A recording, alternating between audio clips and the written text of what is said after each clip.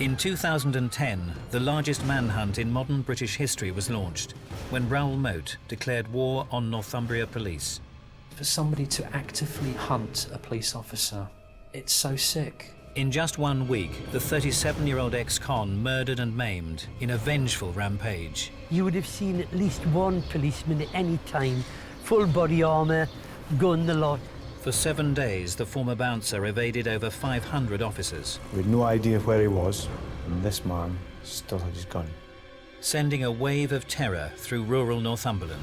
I thought, I'm sure to be next. At this rate, I was just petrified. But what caused this father of three to snap and embark on a deadly killing spree? There's really only one way it's going to end. I'm coming to get you. I'm not on the run. I am coming to get you.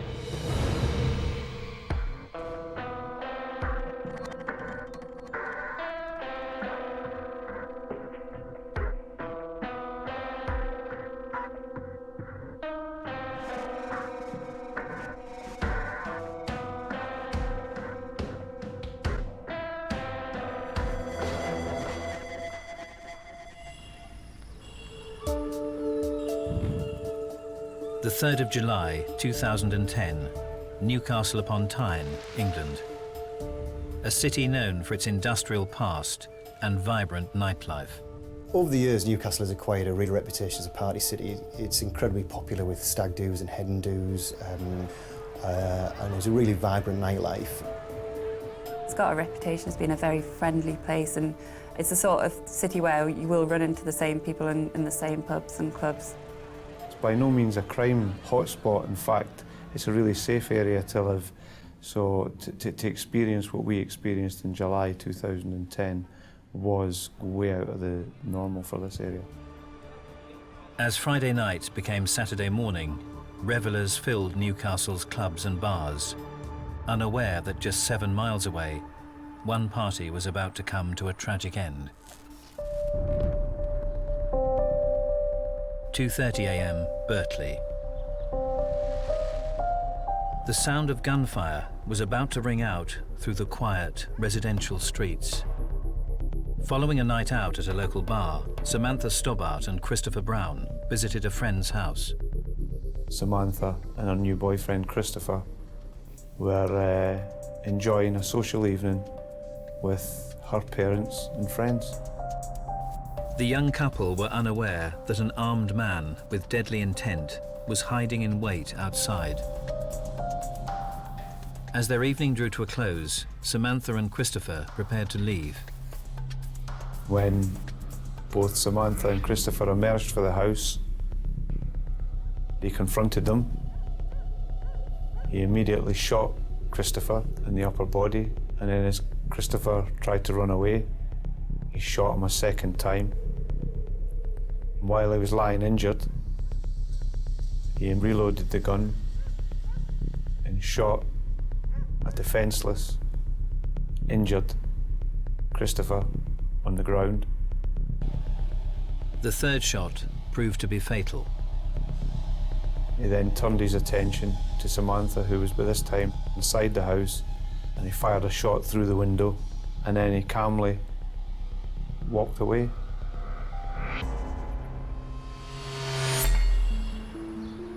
With one dead and another critically injured, local journalist Sophie Doughty was one of the first to report on the deadly spree.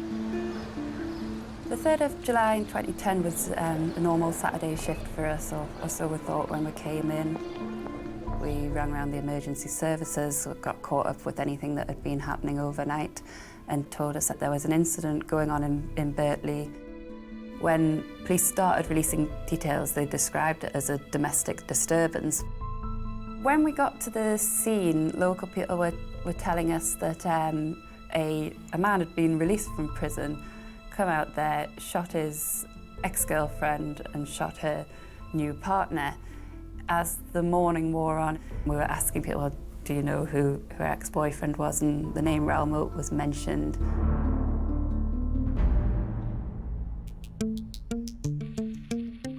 Born on June the 17th, 1973, Raoul Thomas Moat had an unstable childhood. He's always been looking for his dad from being young, and his mum would never say who his dad was. He said a lot that he lacked a father figure, he lacked a standard, normal family life. His early years were further complicated by his mother's mental health issues. His mum was never there. He was always living with his gran. She used to show him all like the good qualities of life and look after him. He idolised her, and that was his main happy zone. His mother remarried in 1986, and Raoul Moat's teenage years were marked by a fractious relationship with his stepfather. The stepdad didn't like Raoul too much and used to be off with him all the time. I don't even think that his mum was really looking after him too well either. So he was getting a bit more withdrawn. At the age of 24, Moat severed contact with his family, and after a series of failed relationships, met Samantha Stobbart in 2004. The one thing that Raoul Moat was desperate to have was a stable family life. The one thing he didn't have as a child. And this he thought he would get with Samantha Stobbart. But their 6-year relationship broke down in 2010 when Moat was imprisoned for the assault of a relative. The 1st of July 2010, 11 a.m. Her Majesty's Prison, Durham. Moat was released after serving just over 2 months of a 16-week sentence, devastated by his broken relationship with Samantha Stobbart. That time in prison gave him time to think. His jealousies were emphasised, his feelings of mistrust towards Samantha were amplified. Immediately after being granted his freedom, he began to meticulously gather supplies for an attack and armed himself with a sawn-off shotgun, modifying the ammunition to make it even more lethal. A normal shotgun cartridge would contain an amount of ball bearings on top of the explosive charge. Moat removed a portion of those ball bearings and packed in smaller items of metal in there. And I guess his mindset behind that was to cause maximum damage. At 2:40 a.m. on the 3rd of July, just 48 hours after his release, Moat put his plan into action, gunning down his ex-girlfriend Samantha Stobbart and her new partner Christopher Brown. On the surface, a vengeful attack by a jilted lover, but deep down, a festering resentment remained, and Raoul Moat's bloody spree was just beginning. I've lost everything through you. I'm coming to get you. I'm not on the run. I am coming to get you.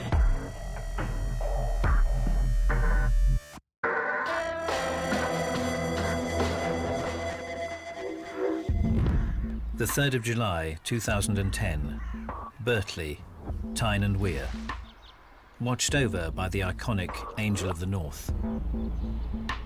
Overnight, this small town had become the scene of a violent crime. Less than 48 hours after being released from prison, 37-year-old Raoul Moat had shot his ex-girlfriend Samantha Stobbart and murdered her new boyfriend Christopher Brown in a deadly killing spree. Moat had met Samantha 6 years earlier in 2004. He was a 31-year-old bouncer working in Newcastle's thriving club scene. She was just 16 years old. She had fake ID to get in because she was underage. And then he just met her from there, and that's when he just started meeting her, and he just seemed to fell in love with her. He was a bodybuilder, so he used to wear these cut-out vests that showed everything off. So, yeah, he was really proud of his muscles, and he thought he looked great. She was young, she was good-looking, she had a fantastic figure, and he was a lot older than her, and I think all his birthdays had come at once because he'd met her.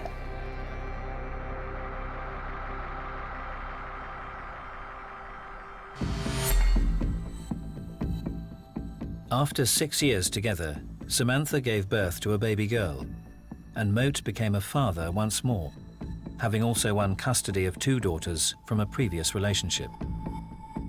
I think being a father was very important to Raoul. It was something that he aspired. He aspired to be a good father. He had children from previous relationships to Samantha, and things hadn't worked out there. He hadn't achieved the perfect family. He had difficult, fractious relationships with girlfriends, he had difficult relationships with his children, and he had an incredibly difficult relationship with Samantha Stobbart. He was a big character, he was a big figure, he was intimidating. Moat has admitted to domestic violence in previous relationships, specifically with Sam Stobbart. He did that in a way where he portrayed her as being provocative, as if Sam made him do it. And this is something we see very commonly with domestic violence perpetrators. It was always Samantha's fault. Samantha shouldn't agitate him, or Samantha shouldn't do this, or he would hit her, she would come over here, and then he would come over here and sweet talk her, and she'd go back, and then she would be back for a few months, and he would have an argument, and he'd hit her again, so she was back again. They position themselves to be the victim of emotional abuse or provocation, and they say they lash out because they tried to be reasonable, they'd done everything else they could. Yet again, this is just an example of a narcissist manipulating the truth. On the 10th of June 2010, whilst he was behind bars, Samantha took the opportunity to put a definitive end to her abusive 6-year relationship with Moat, fabricating a story that her new partner was a police officer. When Moat shot and killed Chris Brown at point-blank range, Moat was still of the belief that Chris Brown was a police officer. Christopher Brown wasn't a police officer. That was simply something Samantha had used to try and keep Moat away. He was a karate instructor, and he was delivering leaflets round the doors when she met him. It just seemed like a normal lad who was trying to make a go of it, and his only sort of mistake, if you can call it a mistake, was he started a relationship with Raoul Moat's estranged girlfriend. She thought that by telling him her new boyfriend was a police officer, it would persuade Raoul to keep his distance. She couldn't have picked a worse profession in the world. He had a long-running hatred and paranoia about the police, and this was yet another way in which he thought the police had taken something away from them. Moat had a history of dealings with Northumbria police. The vendetta he thought the Northumbria police had against him stretched back many, many years, largely based on fairly minor incidents. The police were always pulling him over for the slightest thing, and he was just absolutely sick of it. He says, every time I pull into a petrol station and there's a policeman there, they stop us. Or they would just pull him over, they'd check his fuel, they'd check his tyres. It was just like a non-stop harassment, so he was always on edge. He became very paranoid about the police. His house had CCTV cameras around it. He recorded all his phone calls with social services and with the police. He blamed them for his businesses going bust.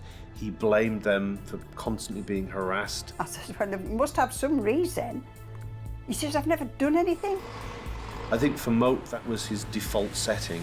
When something didn't go right in his life, he blamed the police. And he only had one route left to take in his eyes, which was to take revenge.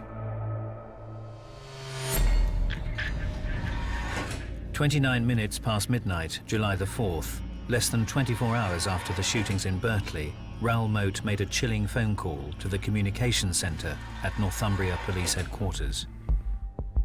Hello there, this is Big Gunman from Berkeley last night. My name is Raoul Moat. What I'm phoning about is to tell you exactly why I've done what I've done, right? Now, my girlfriend has been having an affair behind my back with one of your officers, this gentleman that I shot last night.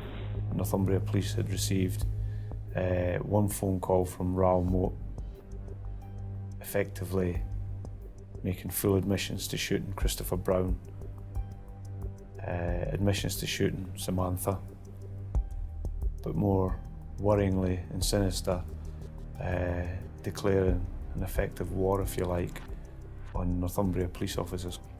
And you police have took too much off me over the years. I'm coming to get you. I'm not on the run. I am coming to get you. I've lost everything through you, right? Just won't leave us alone, right? Because I am hunting for officers now. Earlier that evening, traffic officer PC David Rathband was starting his late shift, with the force under heightened alert for the spree gunman from the previous night. David was a very proactive police officer. He completely understood the job. It's what he wanted to do. It was his calling, I think. 45 minutes past midnight. Moments after Moat's phone call to the police, PC Rathband was sitting in his patrol car, unaware that his life was about to be turned upside down. David had decided to sit up on the A1, one of his favourite stopping points, to sit up somewhere where it's very busy, where there's a high volume of traffic coming past, and waiting. That's what it all comes down to, playing the waiting game. Then maybe that opportunity for that vehicle, that one vehicle you're looking for, will come past. Unfortunately for David, that night it did. PC Rathband was unaware Moat had changed vehicles and was now travelling in a black Lexus. The vehicle he was expecting or hoping to see had been dumped earlier on that day. That intelligence hadn't got out yet, and so David was effectively sat there waiting, looking for something that wasn't going to come past. The individual he was looking for did, though, in another car, and that's when it all went horribly wrong.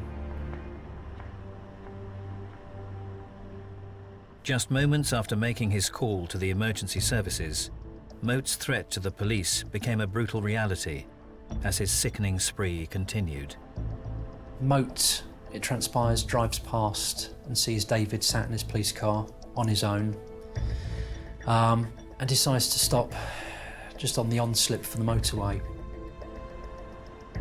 He got out and, carrying a sawn-off shotgun, he crept up to a marked police car. PC Rathband was aware that somebody was behind his car. He turned, looked, and saw this large man holding a gun, pointing at him through the passenger window, and his last thought before he was shot was, "Oh no, it's Raoul Moat." And for that split second, he knew what was about to happen.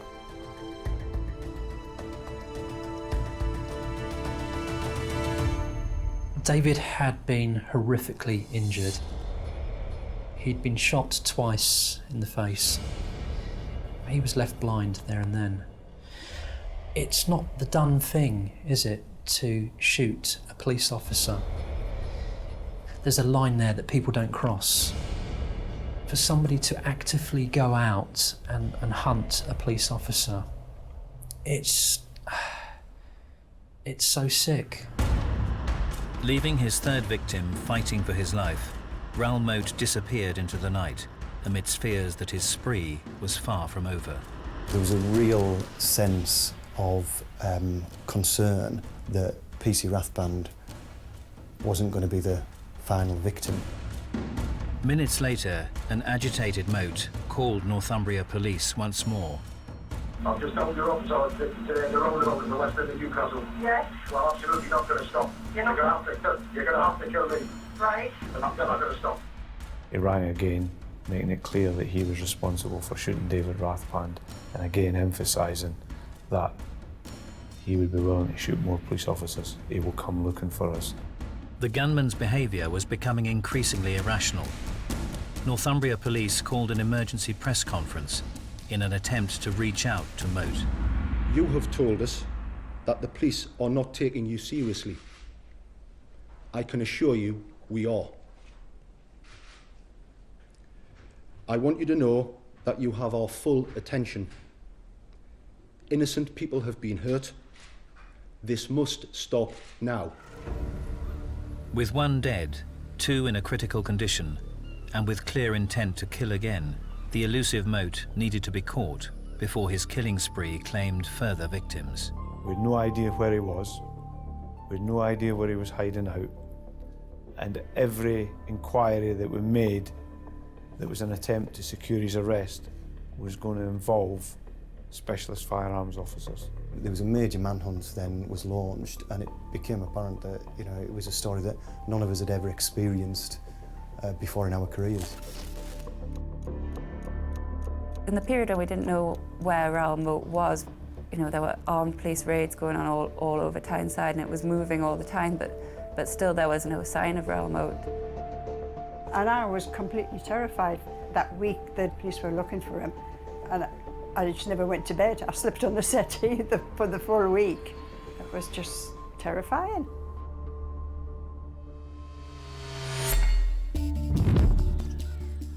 Less than 24 hours after the shooting of PC Rathband, an unexpected twist emerged, and Moat's ruthless spree threatened to escalate further. Late on a Sunday afternoon was two separate reports, which suggested that he may have had hostages with him. And those were coming from the family of Carl Ness and the family of Korama Wan. As is typical in a hostage situation, the police request to the media that we don't report that information because it may affect the safe recovery of the hostages. The dynamic became very, very complicated because we had an obligation to those hostages to try and save their lives. That caused some issues in terms of how we proceeded with the manhunt. The police were now aware that Moat was travelling in a black Lexus, and the net was closing in on him. It made a distinctive engine noise. It was quite noisy. And when we appealed to the public to help us find that car, very, very quickly it was identified and its location was identified. And our focus moved from almost a Tyne and Weir conurbation to the rural countryside of Northumberland, to Rothbury. As the search moved into a new area, and with the lives of two hostages in his hands, the need to find Moat took on a new urgency. His savage spree was potentially spiralling out of control. This man had threatened to kill police officers. This man had already shot a police officer. And this man, as far as we knew, still had his gun.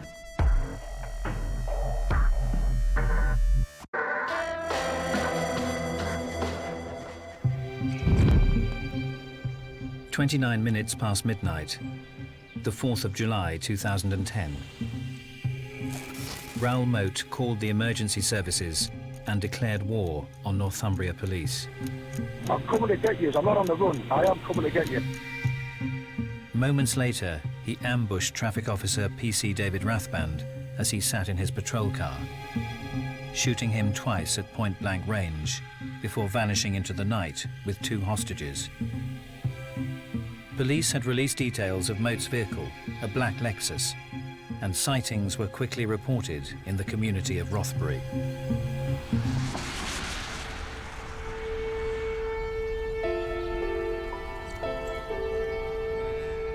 Less than an hour outside of Newcastle, this small market town sits in the rolling hills of Northumberland. If you drive north from Newcastle, Rothbury's the first nice place you come to. It's everyone's idea of a little village in the hills. It's quite quaint, everybody knows everybody else. It's a really tight community. It's just a lovely, wonderful place, and it's just beautiful. But Rothbury was about to become the focus of the world's attention. Until the police car rode up the street, it was just an ordinary day, and I think the last thing we expected was to have anything to do with the whole Moat saga at all. On the morning of the 6th of July, 3 days after Moat's spree had begun, the black Lexus was found abandoned in a local car park. Just got to the office and I got a phone call to say, Raoul Moat's car's been found in Rothbury, get here now. I just thought, oh my God, this is big, this is huge, this is something that's never happened before in our paper's history. The hunt for the gunman and his hostages intensified as police resources poured into the immediate area. When it first started, if you look down here, you would have seen at least one policeman at any time, full body armour, gun, the lot.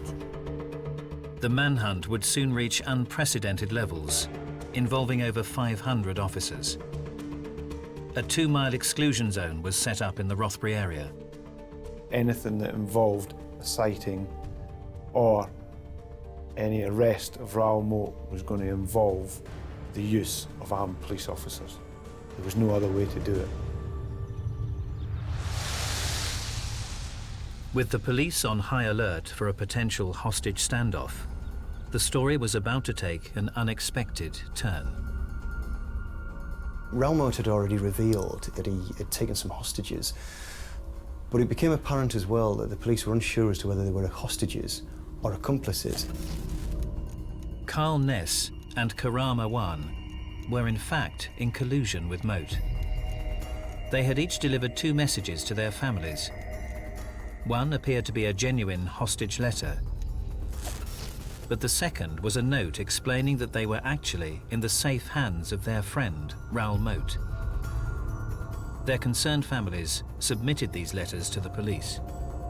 While we were quickly trying to get our resources moved, Moat was able to melt into the countryside, whereas Ness and Awan tried to make their escape along the open road. The police helicopter was very quickly above them. One police car drove past them with an officer in to possibly identify them. Once he did that, he radioed to colleagues who followed in a second police car, unmarked, to throw a thunder flash at their feet. This momentarily stunned them, and other officers came out and arrested them at gunpoint. With Ness and Awan in custody, the full extent of their involvement in Moat's spree started to become clear. Raoul Moat and Carl Ness were close friends, Awan less so, but they went with him on his exercise of revenge and murder. They drove him around on the night that he shot PC Rathband. Carl Ness was with him and drove him to Samantha Stobbart's house. So there's no doubt that they were fully involved. Footage emerged that revealed the movements of Moat and his accomplices before and during his spree. They're caught on CCTV, buying him things from Tesco and places. They even, to them it seemed like a bit of an adventure. They were buying like barbecue sauce and all sorts of everyday items to help Moat. But what led 2 men to assist Raoul Moat in his vengeful rampage? He was highly manipulative. He was able to make people feel as if they were in the wrong, as if they'd wronged him, and that gave him leverage and purchase to get other people to do what he wanted them to do. They were very unusual characters in this because they didn't seem to gain anything other than, in a way, looking up to Moat. They wanted to impress him. They were more than willing to help him carry out these horrific acts, and there was nothing in it for them. Carl Ness, a bodybuilder and former nightclub doorman, had known Moat for several years, having also worked as a bouncer in Newcastle. During Moat's incarceration, Ness had been in regular contact with Moat through prison visits and telephone calls.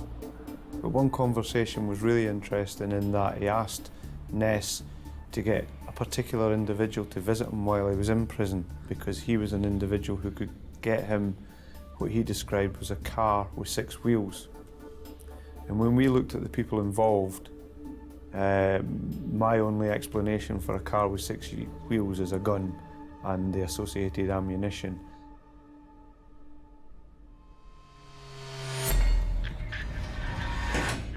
The 7th of July, 2010, Rothbury, Northumberland. The day following the arrests of Awan and Ness.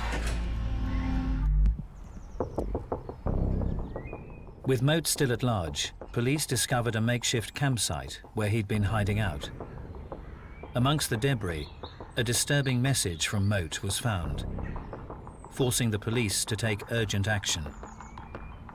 The police called us all in for an emergency press conference and told us that they had found a dictaphone that Moat had left in one of the places that he'd been camping out.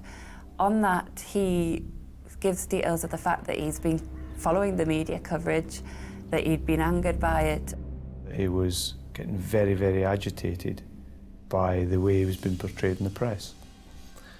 And he decided that, or he declared on that dictaphone, that for every lie that was told, he would shoot an innocent member of the public.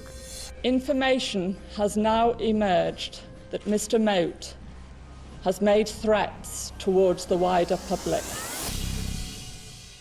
Fearing for public safety, a media blackout was imposed. Police told us about this threat and the request to not publish the material that might upset Raoul Moat. When they explained the reason why, I think it was a collective draining of colour from faces, because none of us wanted to put anyone at any further risk than they already were at.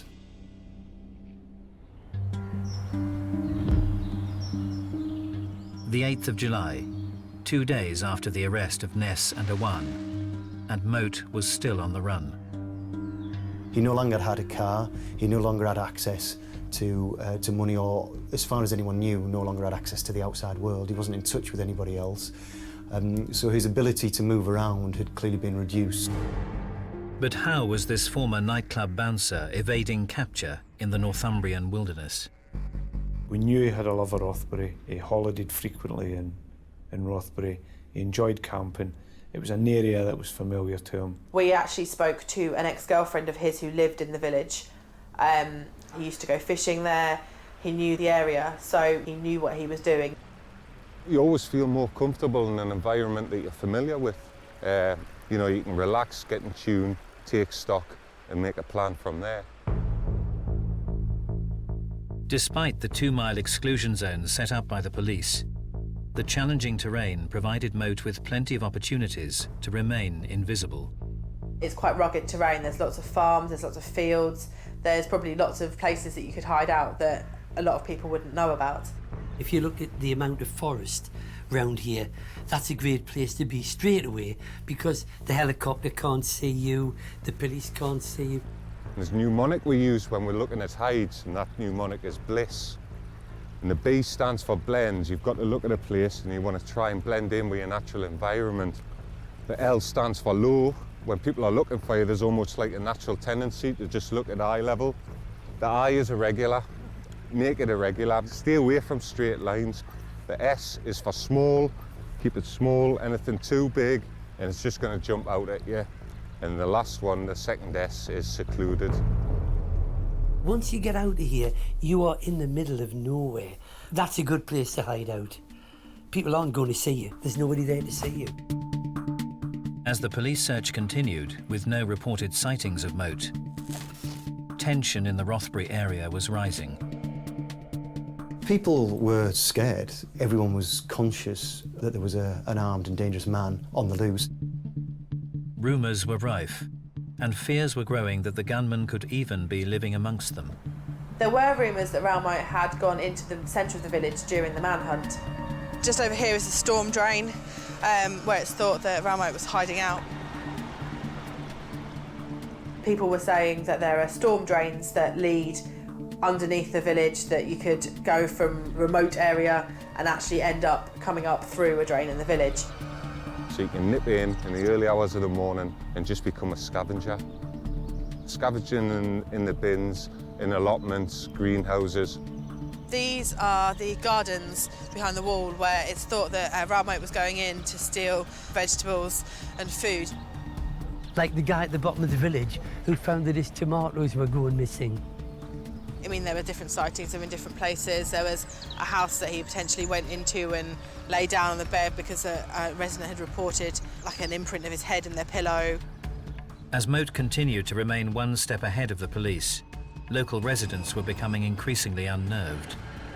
Well, I think there was a little moment of panic, because obviously when the police are telling you to get in, lock the doors, stay away from the windows, you're assuming there's going to be bullets flying all over the place. No one quite knew how much ammunition or how many guns he had possession of. And there was a real sense of fear throughout the area. When public safety's your priority, the police had saturated Rothbury, so that in the event of any sighting or any confrontation between a member of the public and Moat, the police were only a heartbeat away. At 7:25 p.m. on the 9th of July, 6 days after the vengeful rampage began, a member of the public reported sighting a man answering Moat's description on the banks of the river near the centre of Rothbury. As armed police descended, a standoff developed as Moat raised the gun used to carry out his deadly spree. But this time, The weapon was pointing at his own head. It was his intention that it would end in that field in Rothbury that night.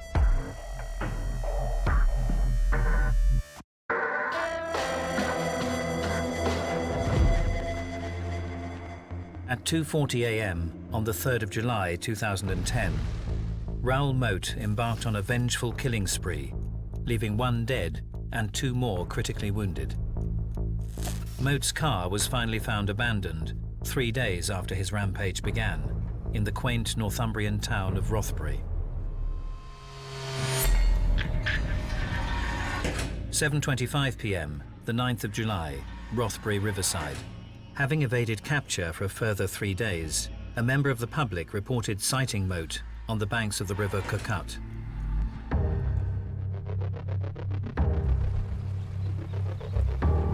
Reports came through that he'd finally been cornered in an area on the edge of Rothbury town centre. Press and public were immediately cleared from the area as armed police descended on the scene. Ladies and gentlemen, for your own safety, I need you to move back. Move back. Raoul Moat was just in front of the tree over there. Police were kind of on this road here. Being local, we knew straight away where it was, and we knew he wasn't going to get away. He sunk to his knees, put the gun to his head, and the next final hours of Moat's life were played out on the riverbank. As the standoff between police and Raoul Moat unfolded, the nation was captivated by rolling 24-hour news. It was a waiting game during the hours where there was a standoff between Moat and the police. It was live on every news channel that there was. And as journalists at the newspaper, all we could do was watch and wait. Just being glued to the television at night and waiting for things to happen. The whole world seemed to be transfixed on what was happening in Rothbury. That whole process of getting him to surrender was happening, and it went on and on. This is where the standoff took place. It was around this area here. It's where Raoul Moat was with the gun underneath him. Our armed officers, our negotiators were there for the long haul. Behind the scenes, police had been analysing Moat's behaviour throughout the spree, preparing for every eventuality. Because Moat had made contact with us a couple of times on telephone, there was always the likelihood that we were going to confront him face to face. So a team of negotiators had been working all week for that eventuality. They knew his background, they knew what made him tick, and they knew what annoyed him.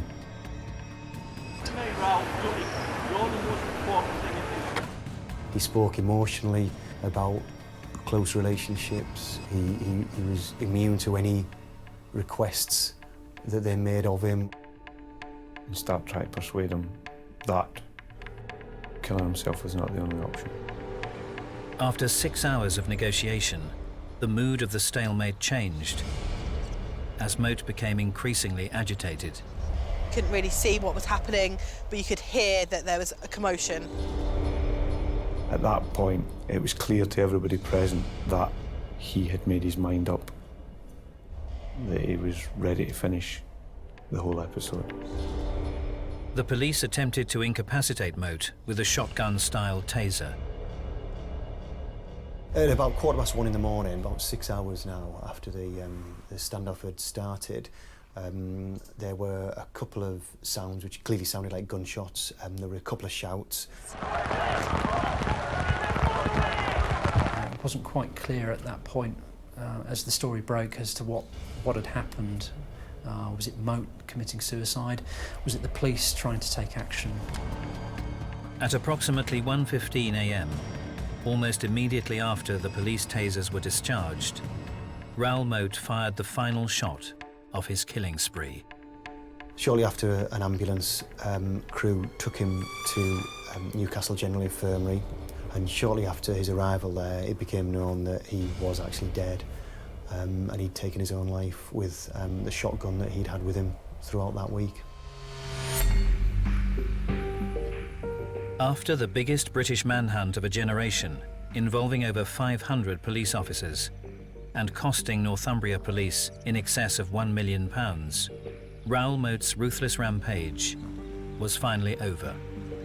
With him, it seemed as though it had come to a point where he didn't have anything.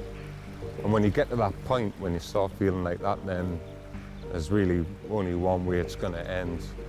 And he had actually said to the negotiators that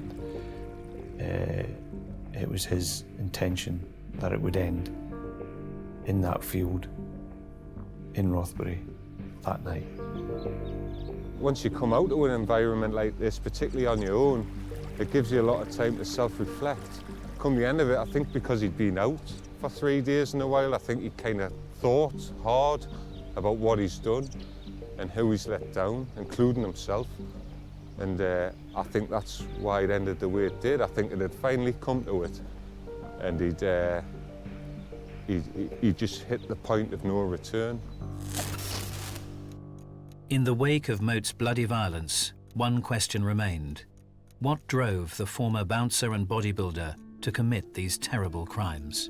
Moat was an individual who could not cope with all of the things that were happening to him that were going wrong. And there often tends to be a triggering event, something that happens in the immediacy that they can't cope with, that tends to push them over the edge. Jealousy, pure jealousy, that I think he's done it. Jealousy that he couldn't have Samantha, so he's going to make sure nobody else had her. He couldn't change his situation with Stobart. There was nothing he could do to win her back. She'd replaced him with what he was fearful of was a better man. He didn't want to go quietly. He thought, if I'm going to lose everything, I want everyone to know that. I want to get revenge on people that have wronged me, but also I don't want them to forget me. I'm not just going to walk away. I'm going to make people notice me. And that's the key hallmark of spree killers with narcissistic backgrounds. They blame everybody else, they blame society, they blame the authorities, and other people need to be made to pay.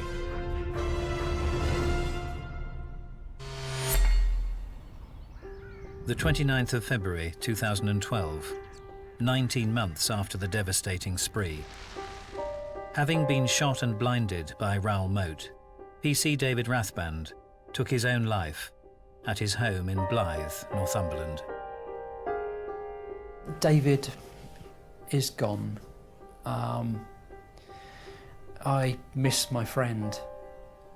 I still can't quite bring myself to delete his number off of my phone. It's still there. Would David Rathband have taken his own life had he not been blinded by Raoul Moat? I personally doubt it very much. Samantha Stobart still bears the scars, and I'm sure she probably finds it difficult to move on. And Christopher Brown lost his life. Christopher's mum, Sally, feels like her son is a forgotten one here, and I tend to agree with her. On the 11th of March 2011, Moat's accomplices, Carl Ness and Karama Wan, were convicted of the attempted murder of PC David Rathband and conspiracy to murder police officers. Ness was also convicted of the murder of Christopher Brown. When you look at Carl Ness, who was given a 40-year life sentence, and Awan, who was given 20-year life sentences, you think, what would Moat have got? And I think I'd rather see him accounting for his criminality, for the deaths of Christopher and David. I'd rather see him accounting for them in prison rather than taking the easy route, which he did, which was cowardly. In 1997, world-famous fashion designer Gianni Versace was gunned down in the street. He was entering his house. We just heard gunshots. We went outside. He's on the steps of the house. Who would have done something like that? It was the culmination of a 3-month, 2,500-mile rampage. I quickly realized that this was much, much bigger than anything we had ever dealt with. As the clock ticked, the body count rose. He was like right there. Boom. It was horrifying. Even 16 years doesn't change things. And with it, the question, why had Andrew Cunanan, a good-looking and popular young man, embarked on this devastating killing spree? To think that Andrew killed Gianni Versace was just about the most preposterous thing that anybody could ever tell you.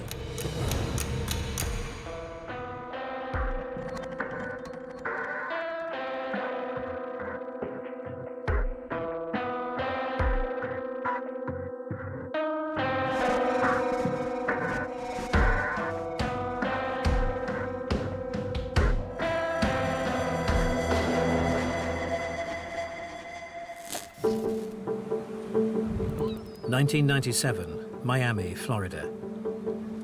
A city enjoying a renaissance after a period of decline. The neighborhood of South Beach leading the way. A new reputation as a flamboyant and glitzy playground for the clubbers, fashionistas, and playboys of any sexual orientation was developing. Innocence and South Beach do not go hand in hand. I mean, it was a place where people hooked up, and it was a wild scene. 1997, Miami Beach was a very up-and-coming place. South Beach had been discovered in the early 90s, and people were starting to flock to Miami Beach. It was like the place to be.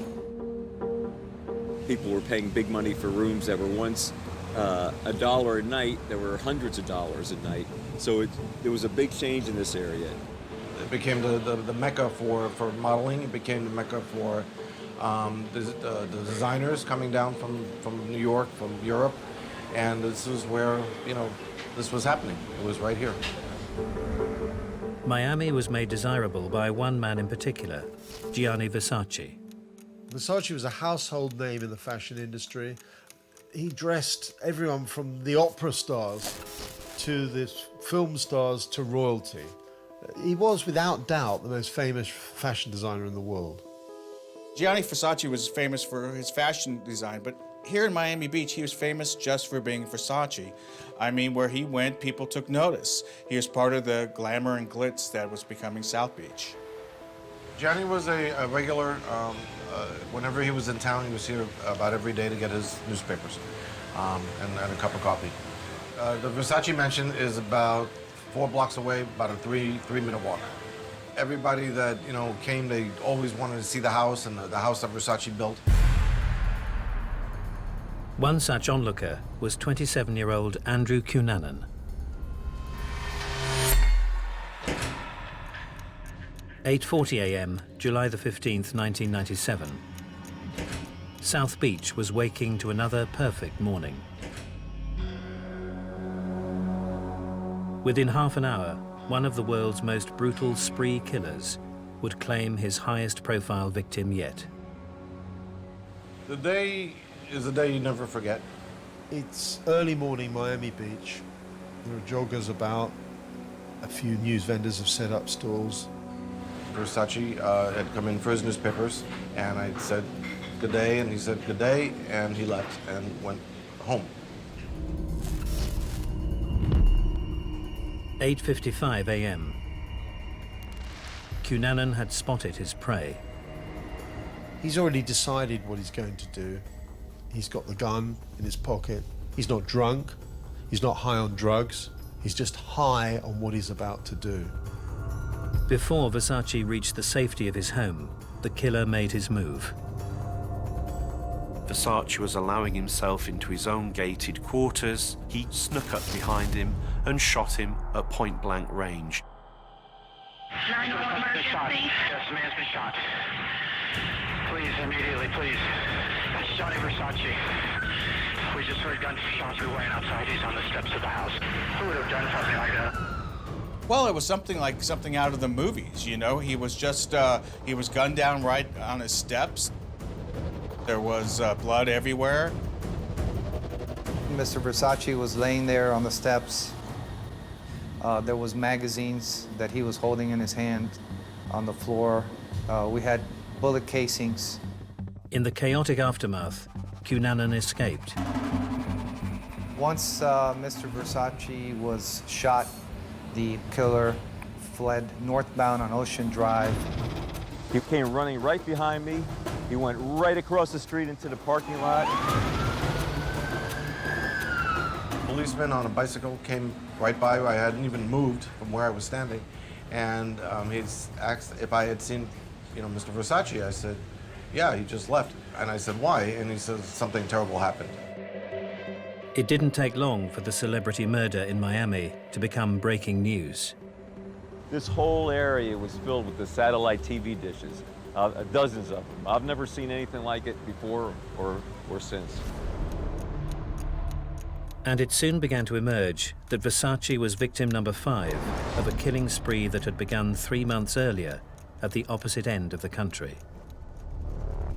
I quickly realized that this was much, much bigger than anything we had ever dealt with in Miami Beach. Despite the global spotlight, days after the Versace murder, Andrew Cunanan was nowhere to be found.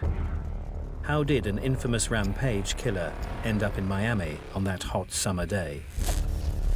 And how did a boy from San Diego suburb grow into America's most wanted man?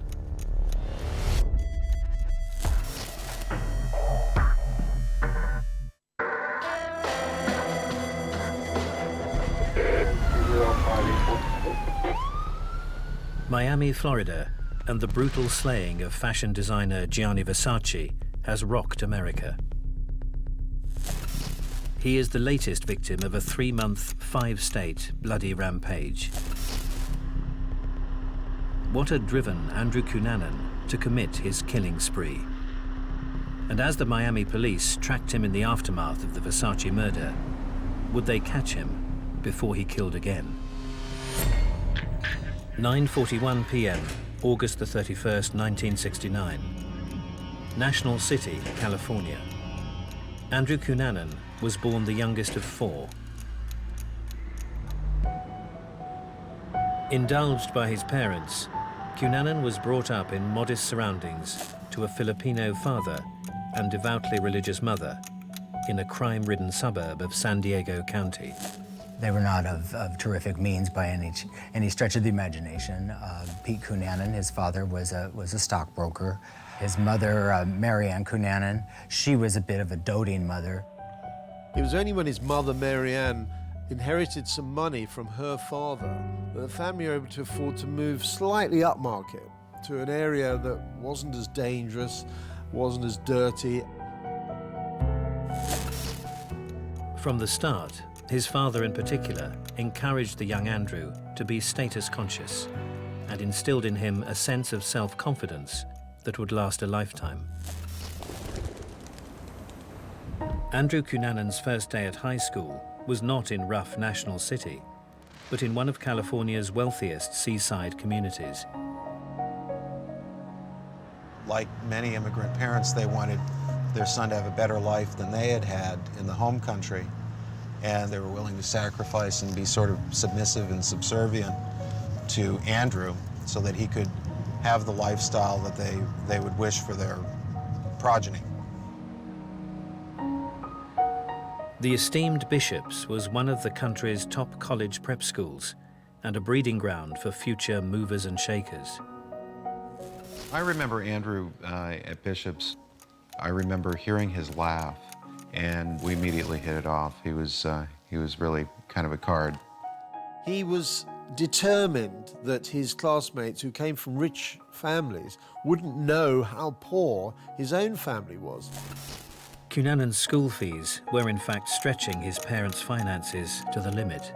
And that meant that he created more and more stories about himself and tried to give the impression that he came from the sort of high upper-class family that, of course, he didn't come from.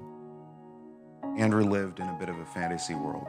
For example, he pretended like he was Sebastian from Brideshead Revisited. He'd carry a teddy bear around campus. This need to conceal and to act, basically, and be on stage all the time continued through the end of our friendship at Bishops.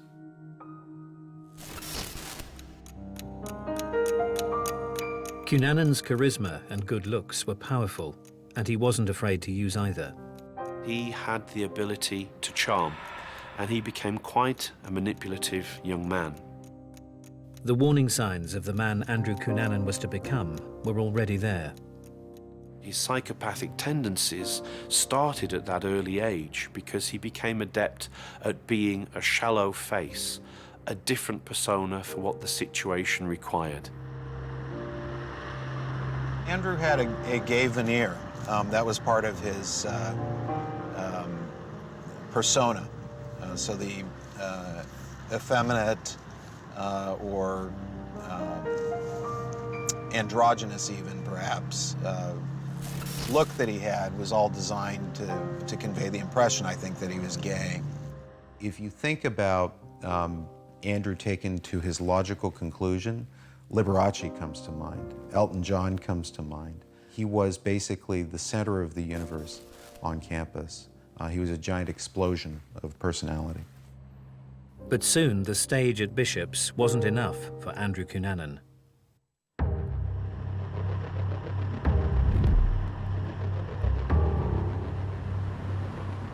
After graduation, Cunanan gravitated towards the predominantly homosexual neighborhood of Hillcrest in San Diego. The Hillcrest area is very lively. It's a great place to be gay, and at the time was a sensational opportunity for anybody coming from anywhere else in the country to be out and proud. Hungry for the high life and worshipping fame and celebrity, he began dating wealthy older men who provided for him.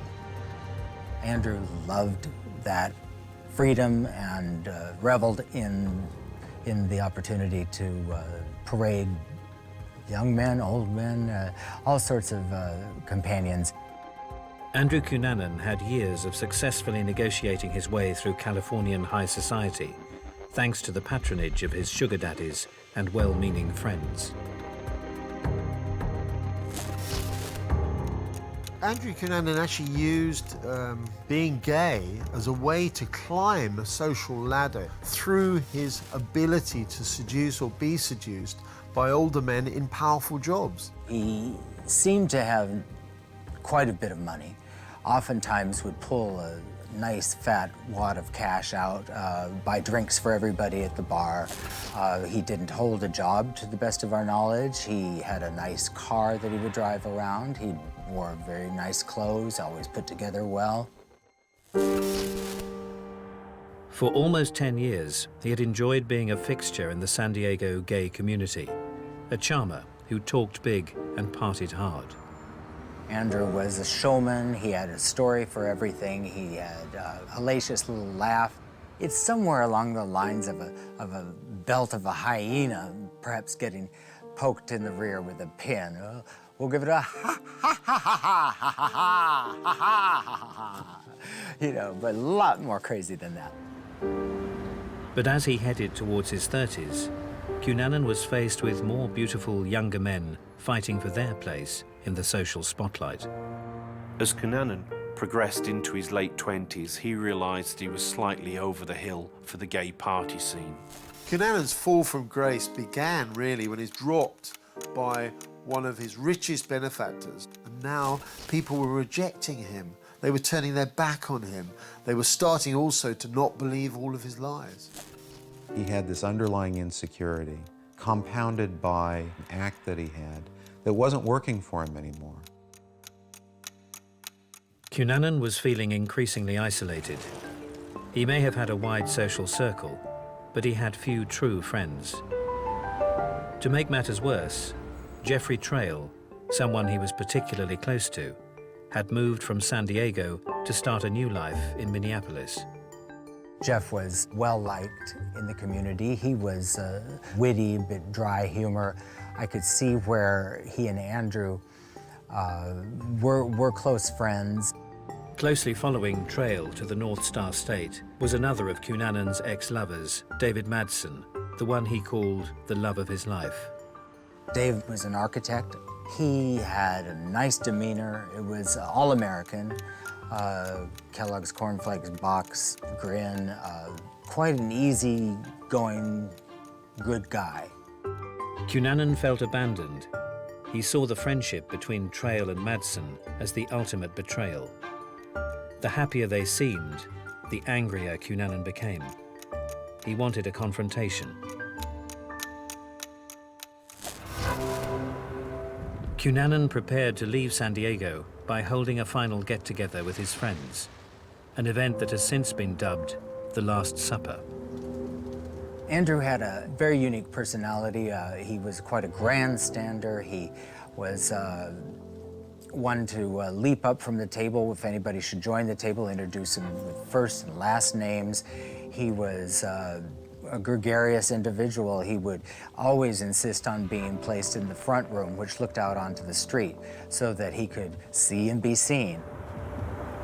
The usual life and soul of the party was uncharacteristically subdued. It was not a typical showman's dinner table. He didn't leap up, he didn't chase people around. He was soft-spoken, thoughtful, contemplative, perhaps, befitting of the occasion. Cunanan claimed he wanted a new start. Instead, it was the beginning of the end.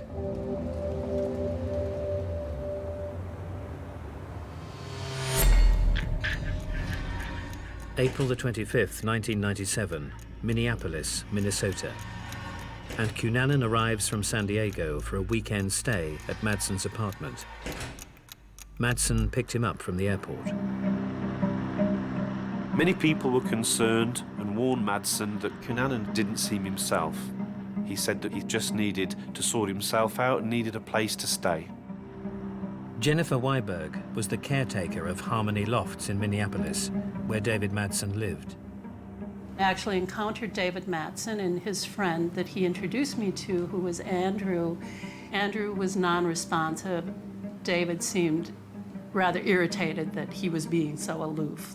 I saw this kind of puffy guy with a attitude that I can't see how or why anyone would ever have been impressed with him or wanting to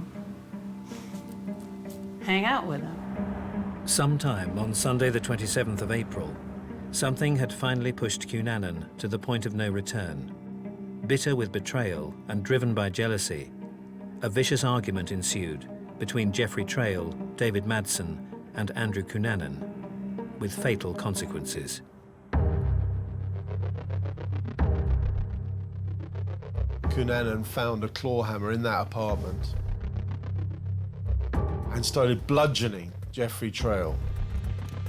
Following this attack, Cunanan calmly rolls Jeffrey Trail's body up in a rug and pushes it unceremoniously behind a sofa, as if no one would find it. Some spree killers who are killing in a state of frenzy aren't interested in hiding the evidence. After 2 days holed up in the apartment and with no apparent plan of what to do next, Cunanan fled the gruesome scene with Madsen. Cunanan's spontaneous murder of Trail happened so quickly that Madsen was unable to comprehend what had happened or to even intervene. That's the kind of thing that psychopaths are able to do with their powers of persuasion.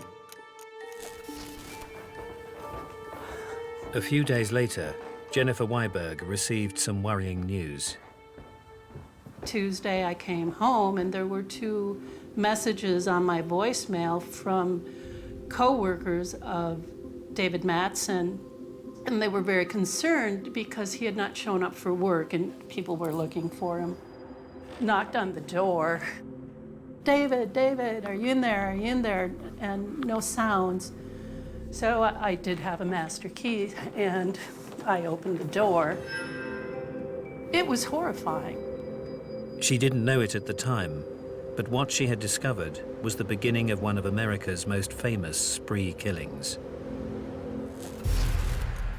Jeffrey Trail had become Andrew Cunanan's first victim. May the 2nd, Rush City, Chisago County. I was on patrol in the morning and I got a call from our dispatchers. They told me to meet 2 fishermen They were scouting an area to put a tent so they could come up to fish the next weekend. And when they looked down by the lake, they saw what they thought was a body.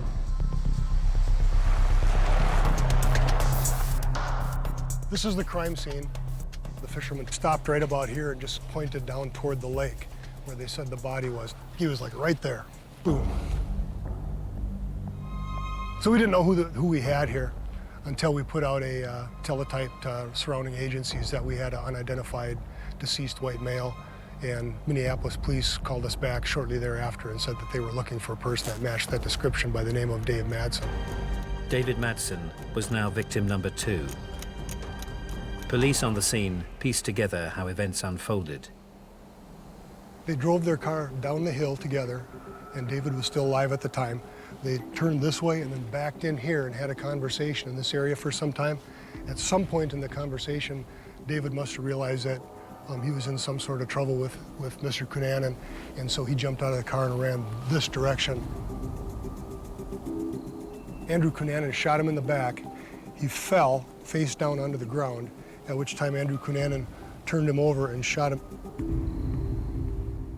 You think you know somebody, the person we thought we knew was long gone. Less than a week after leaving his ex-lover dead in Rush City, Cunanan's rampage gathered pace and took him 450 miles southeast to Chicago and to the door of 72-year-old property millionaire Lee Miglin and his most vicious slaughter so far.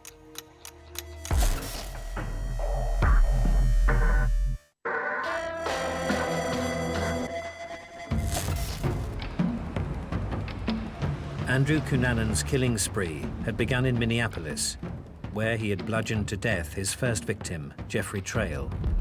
60 miles north, and former lover David Madsen had lost his life on the banks of Rush Lake. Now Cunanan's rampage would take an even darker turn.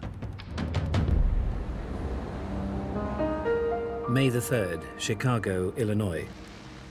Lee Miglin was a wealthy property developer, well respected and well recognized in the city.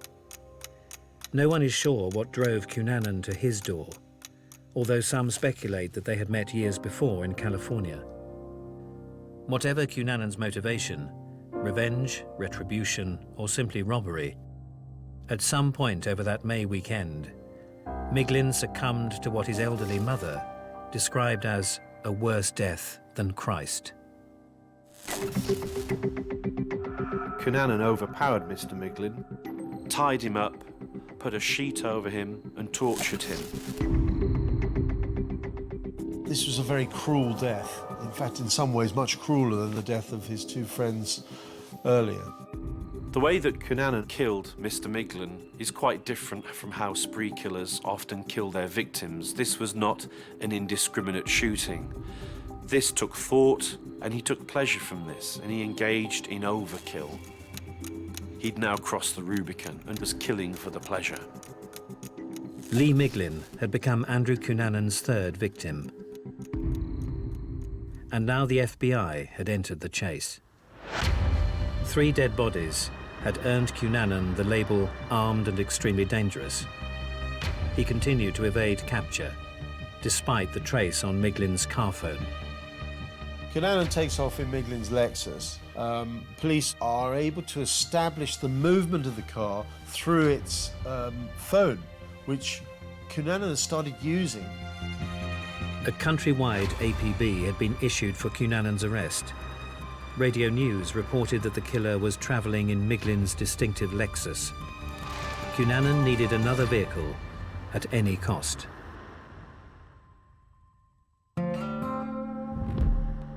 May the 8th, Pennsville, New Jersey, 765 miles from Chicago. A resting place for hundreds of Civil War soldiers and a hiding place for a spree killer on the run. Finn's Point was so secluded, miles and miles off of the main highway that drove through that area. Finn's Point Cemetery is normally very quiet and peaceful.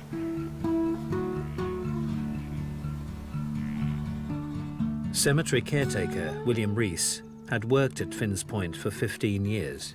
Bill and I did a lot of stuff together. We hung out together, performed Civil War reenactments and long drives, long talks. Bill was a very special person. He was kind, very dedicated person also. He was very faithful. He would be here right at 8 o'clock in the morning, and he would spend a full day here. Bill was just a part of us. Bill was there for us, and we were there for Bill. We were more like siblings than we were, you know, workers. Enormously funny, and a laugh that was infectious beyond words. He was, and his face lit up when he laughed.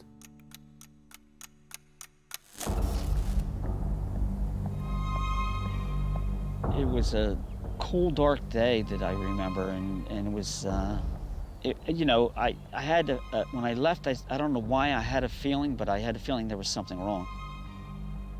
I was sitting in the living room, and my wife and kids were on the couch. It was near evening. Bill's brother, Bob, called, and I answered the phone, and Bob said,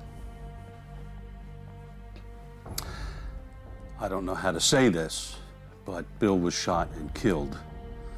And then just kind of went numb. Cemetery caretaker William Reese had become Cunanan's fourth victim.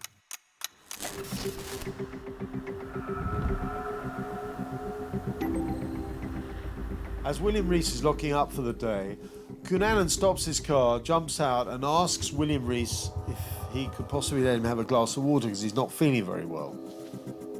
William Reese invites Cunanan in, but within seconds, Cunanan's pulled out Jeffrey Trail's gun and shot William Reese dead with just one bullet. Where Bill was murdered was in the basement of the house.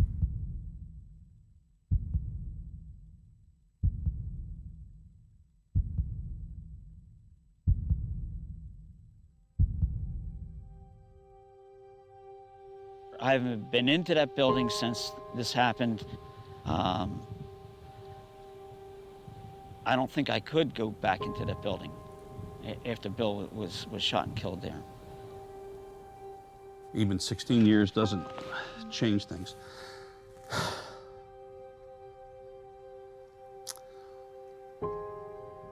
Bill was not just a victim. He was not just a cemetery caretaker. He was loved. He loved the family. He loved people. Bill was a human being. Huge void in the family. Andrew Cunanan had gone from killing friends to murdering strangers in cold blood. This time there was no torture. This time it was a quick death. It's like Cunanan was trying to use different modus operandi to perhaps challenge the agents who were chasing him. No one knew where Cunanan would strike next, what was driving him, and who would be his next victim. May the 12th, 1997. Andrew Cunanan had arrived in Miami, Florida. He was getting ready to shock a generation.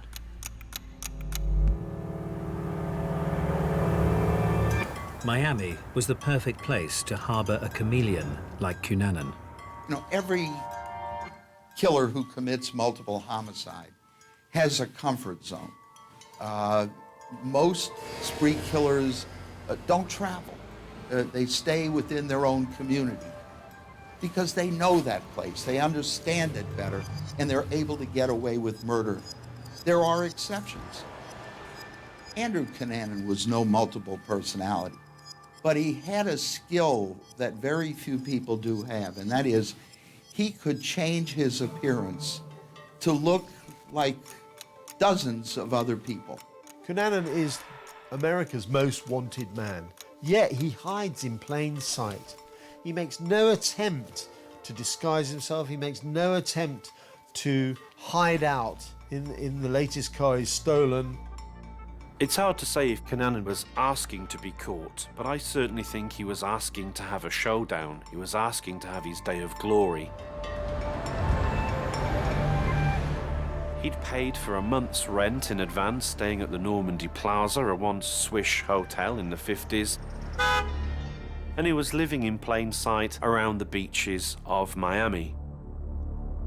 He needed some funds, and he decided to go to a pawn shop where he would exchange one of the gold coins he took from Mr. Miglin's house for $200 cash. He was obliged to provide 2 pieces of ID. The only ID he had was his real name and the real address where he was staying at the Normandy Plaza, which he gave. Yet again, Cunanan had taken a risk and got away with it. The pawn shop passed on the forms as required to the Miami police, where they lay on a desk unnoticed. There was really nobody looking for him here. Nobody thought he was here. He really was here out and about like a normal citizen, minding his own business for at least 2 months that we know. Andrew Cunanan lived and loitered in Miami until the middle of July. Now he was ready to claim the most famous victim of his notorious spree. During Cunanan's heyday in San Diego, he was often heard boasting about his time spent with famous fashion designer Gianni Versace. Andrew had always talked about celebrities that he rubbed elbows with and couldn't wait to tell us about his chance encounter and meeting fashion designer Gianni Versace. We laughed and we said, well, good for you, isn't that something?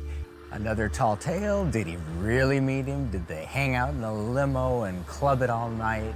Maybe yes, maybe no. It could be seen perhaps that Cunanan targeted Versace because it was an argument, it was an element of self-loathing against being homosexual and the gay community that he'd now turned against. There was also the belief that Cunanan thought he had HIV and he wanted to take it out on a symbolism for the homosexual culture. Versace would be an ideal target that would bring everything together in one tumultuous storm.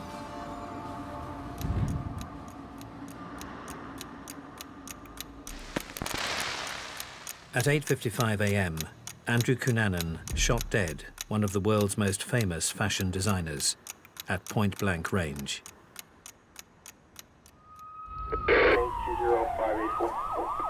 Cunanan was now the most wanted man in the world, and a massive police hunt had begun.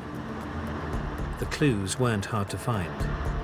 William Reese's truck had been left in a nearby car park. We discovered that the clothes that the witnesses had described was laying on the ground next to the truck.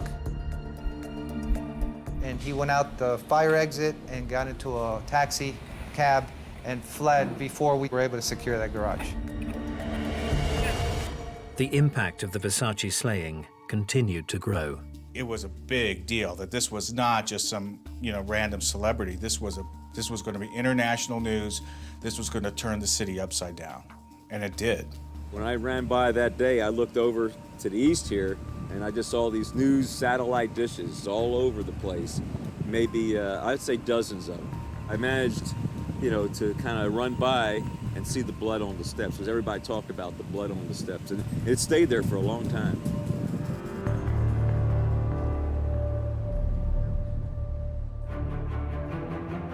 Played out in the spotlight of rolling news, the global media soaked up the breaking story. We quickly shut down the city before Andrew Cunanan was able to leave, so we were fairly convinced that he was still in Miami Beach. It was a huge manhunt. Everything stopped in Miami. Everything was focused on this manhunt.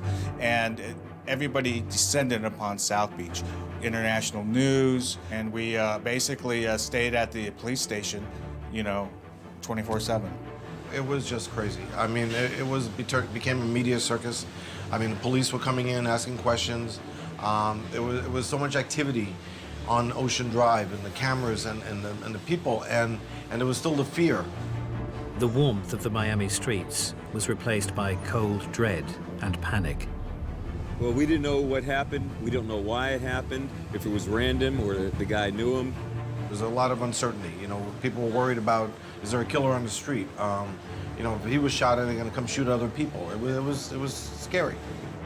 We all had the news on. Then all of a sudden I hear that he's killed other gay people in different cities. A lot of the gay people felt they were in danger from him, that he'll kill others. You know, people were just like on edge the whole time. By murdering one of the most famous people in the world, Cunanan was now going to be headline news in every sense of the word. As the world watched on, could Cunanan be caught before he killed again?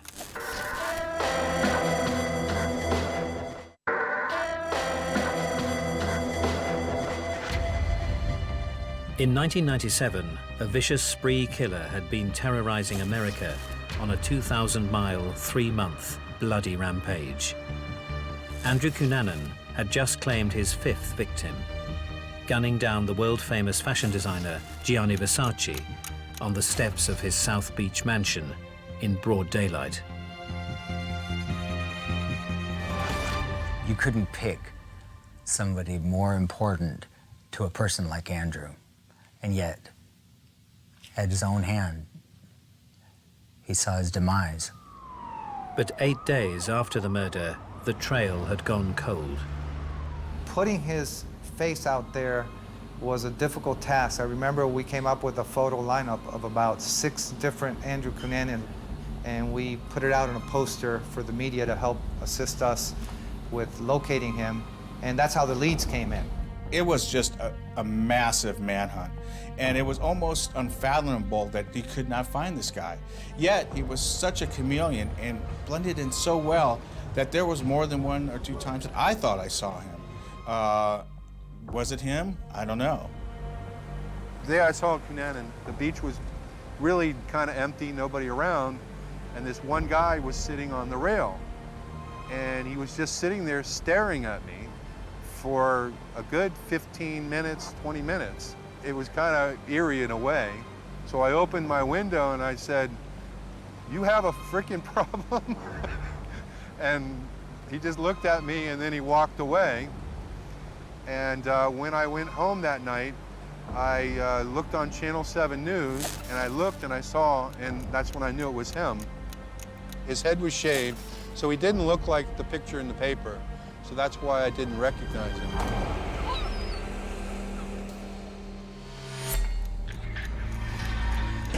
Wednesday, the 23rd of July, 1997, Ocean Drive, Miami. Time was running out for Cunanan.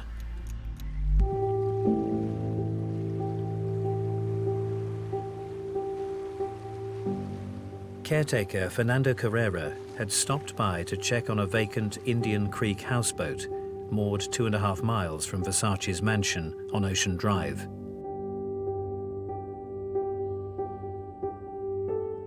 He had stumbled across an unwelcome houseguest.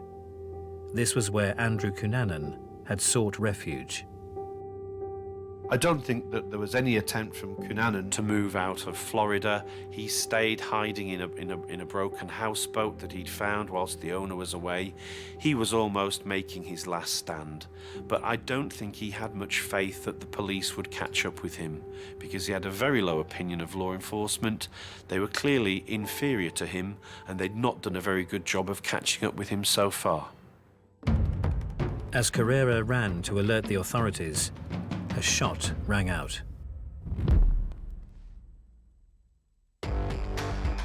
When that call came in, it was a shots fired call. Everybody just knew this had to be it. The authorities respond incredibly quickly this time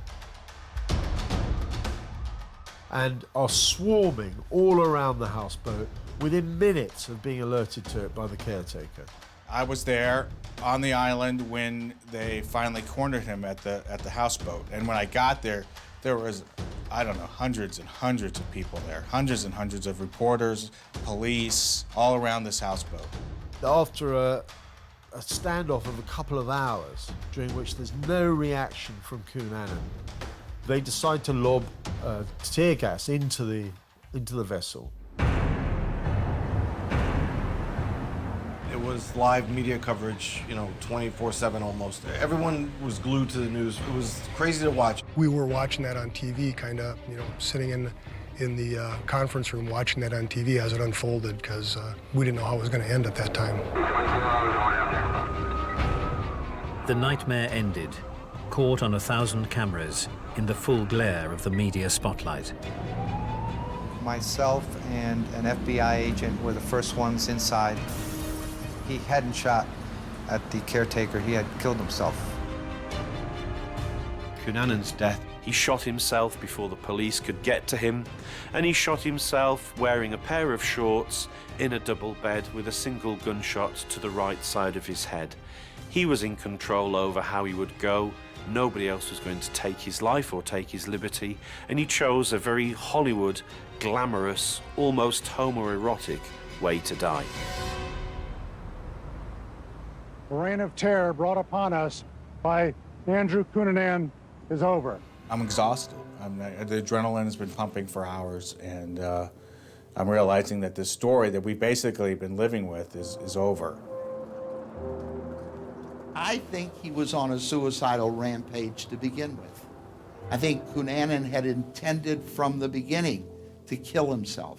But first, he was going to get even with all those wealthy men and those concepts of wealthy men, like Versace. The kind of things Andrew wished for, the kind of places that he put himself, the kind of stories he told us, they were stories of somebody else's life, somebody that I guess we'll never know. Cunanan's death brought with it a mix of emotions for those who had been affected by his brutal spree.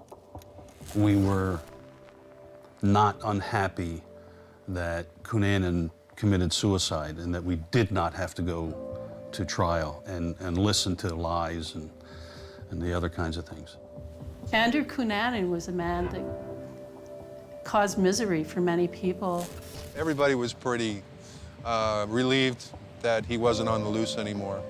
Well, I'm thankful that the taxpayers are not keeping him alive in prison. Andrew Cunanan had journeyed from being his father's precocious protege to the class clown with a fabricated family background, to the enigmatic life and soul of every party he attended, and finally, to one of the most brutal spree killers in American history. Andrew Cunanan had to be the center of attention. In his school yearbook, next to his picture, he prophetically wrote, "Après moi le déluge," simply put, "After me, the storm." Yet the question remained, why did Andrew Cunanan have murder in mind? And what drove him to his killing spree? Andrew was over the top in every way. He was over the top in his affect, his personality, and he was over the top when it came to killing. Well, Andrew Cunanan was a unique spree killer. He had created a false identity. He had created a false image in his mind. And when that shattered, he shattered. And he kind of left pieces of himself as he went from murder to murder to murder. He couldn't handle the fact that he'd once been the glamorous doyen of the gay party circuit, and now he was alone, putting on weight, slowly losing his hair, and possibly had HIV. He was clearly very angry, but he wasn't to blame, and other people were going to pay the price. By killing a well-known celebrity like Versace and then committing suicide, Cunanan was assured of having his place in infamy, and that's exactly what he wanted.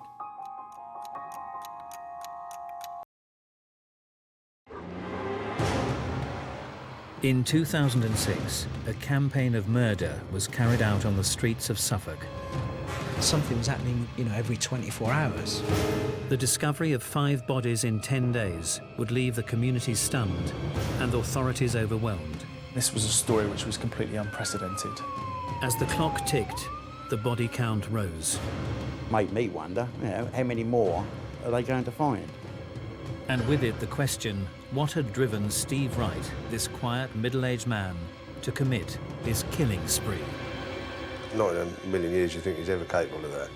Why did this happen? I mean, that's the $65,000 question.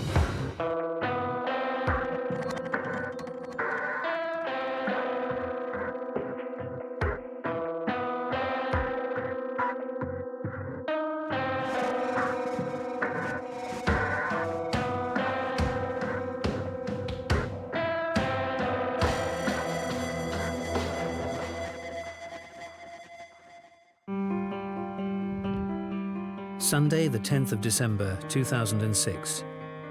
The tranquil market town of Ipswich was gearing up for the holiday season. There was late night shopping and Christmas parties, yeah, very much the lead up to the festive period. However, despite the festive cheer, there was an undercurrent of unease. In early November, 2 girls had been reported missing from the streets of the red light district. By the 8th of December, both their bodies had been found dumped in a nearby brook. The disturbing discoveries separated by just 6 days. Senior Investigating Officer Roy Lambert would receive a phone call that would thrust him to the centre of the newly unfolding drama. Sunday the 10th of December, I was at home. It was about 4 o'clock. That's when I got a phone call from Stuart Gold. He said, "We've got a bit of a problem." So I said, "Well, what's happened now?" And he said, "We've had another body has been found of a young woman." On arriving at the location on the edge of the nearby village of Nacton, he would encounter a haunting scene. I remember when I arrived, it was about just after 4 o'clock. It was then dark. It was really, really windy, and the rain was absolutely lashing it down. Although the scene of this sinister crime gave no immediate clues to the identity of the killer, that of the victim was soon established. Quite early on, we could see from the scene there were some tattoos which gave us an indication who this person may be. It wasn't a formal identification this early on the Sunday evening, but we sent some family liaison officers to the mother of this young woman who turned out to be Anna Lee Alderton. When I looked at the video, which had been taken by the crime scene investigator, of what the position of and how the body was, I was actually shocked to see the image of Anna Lee lying naked and posed in the middle of these woods. The killer's public display would give investigators an insight into the disturbed mind of the man responsible for this sadistic spree. She'd clearly been laid out by the offenders. She was in a cruciform position, so her arms were out wide, and her hair, she had long peroxide blonde hair that had been pulled back in a conical form, and she was pristine, she was very clean, and she was naked, but clearly the offender had spent some time laying her out. I was thinking, what are we in the middle of here? This is the third girl taken off the streets of Ipswich, found on land now in woodland, so we didn't know what was happening really. The uncovering of a third body in only 8 days would prove unnerving. It was almost a public display by the killer, because her body was left so close to the road. It was clear that she'd be found pretty soon. It seemed at that time almost as if the killer was perhaps taunting the police. Things were happening so quick, it was actually difficult to sort of comprehend and get a handle on what in fact was happening to us in Suffolk. The genuine shock and fear in Ipswich was ramped up 100 times. Pretty early on, we found that Anna Lee was living in Colchester with a boyfriend. Initially, we sort of said to him, "Well, why haven't you reported her missing?" And he did say, well, Anna Lee sometimes would go missing for 2 or 3 days at a time. He wasn't concerned about it. The last time he saw her, they were on good terms. And in fact, she said she was going to go and see her mother that afternoon and take some Christmas presents to her son. And in fact, when we relayed that to her mother did confirm that. When we found out from Anna Lee's boyfriend that she was going to go to Harwich to see her mother on the train, Obviously, a lot of trains have CCTV these days, and so we looked, and in fact we did obtain some footage of her actually on the train coming back from Harwich towards Manningtree on that Sunday night, the 3rd of December. It gave us a starting point from when she was one of the times she was last seen alive. It also gave us a description of what she was wearing and what she was carrying, which is important for us, that if we found any clothing subsequently. And in fact, we got her not only on the train, we found further CCTV of her at the railway station, and also later on the outskirts of the red light area, later on that Sunday, the 3rd of December. While the inquest into Annalee's death continued, the results of the autopsy would provide police with a new piece of the puzzle. The pathologist was able to give us a cause of death, and he described it as an interference with the airway, either asphyxiation or strangulation. News of the discovery of Annalee's body would travel fast. We were all scared of our wits, thinking, who's it going to be next, who's it going to be next? The media interest just went into the stratosphere. Suddenly, resources right around the country were coming to Ipswich to really try and nail down who was doing this. Yet the killer was closer than anyone could have dared imagine.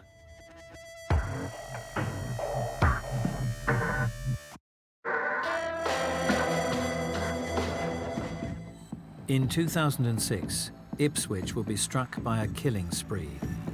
In only 6 weeks, 5 girls disappeared from the streets of the red light district, their bodies found over just 10 days. The 1st of October 2006, London Road, Ipswich. 48-year-old forklift truck driver Steve Wright moved into a flat in the heart of Ipswich's red light area.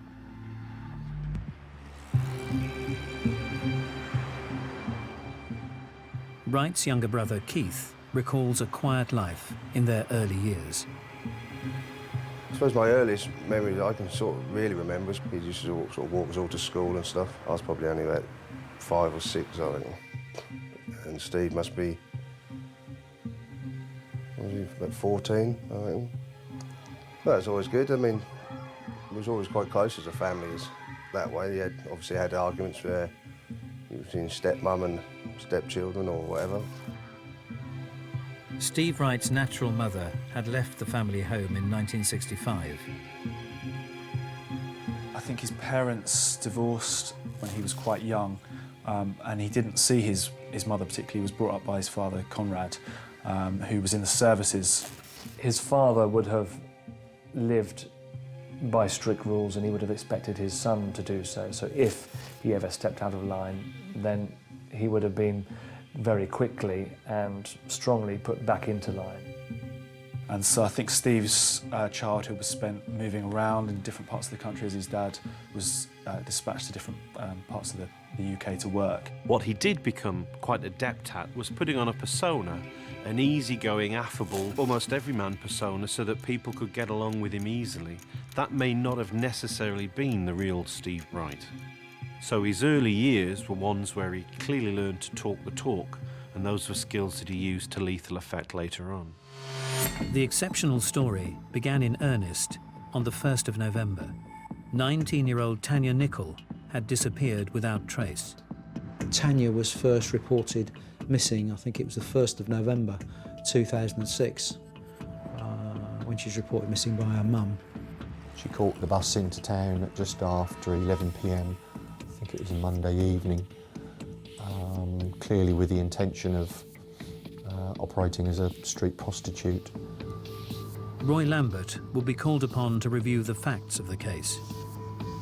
Tanya would stand down here on this corner of this junction, and cars would come round, and they would stop and speak to the girls, and they would discuss services. The girls would get in the car and off they would go and to do whatever they were going to do.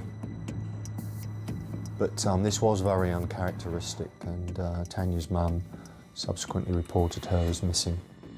With detectives puzzled by the disappearance, concerns would grow for Tanya's safety. And the alarm bells began to ring at that early stage, and Tanya literally disappeared off the face of the earth. Just 2 weeks later, on November the 15th, concerns were raised for the safety of a second missing girl, 25-year-old Gemma Adams. She too had been last seen in the area surrounding London Road. Initially, it was only one girl gone missing, so there's nothing to really, as a force, to get too concerned about. It was when the second one was reported missing, the 14th or 15th of November, we thought, this is a bit unusual. Gemma Adams was reported as missing to us during the early hours of that morning. Her boyfriend had taken her down into the red light area to do some work, and he was anticipating seeing her after a period of time. And I think what happened was that she didn't come back. You know, the sort of girls who would just go away and not come back for days, and it's like, oh, they've just gone on a bender, they're doing whatever. But you knew the girls who were sensible, had their partners or whatever, they wouldn't just, that's not their normal routine to do that. Friends of Gemma were becoming worried for her safety. I know Gemma was a really kind person. She was a really nice person to talk to.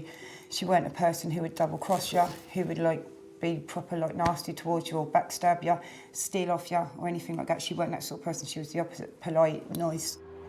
As the authorities gathered more evidence, their concern would grow also. Because of her lifestyle and the fact that she might have gone off with a client, initially there was not great concern for that first couple of days, but then when the phone went off completely off the network, I mean, that was the big indication that something serious might have happened to her.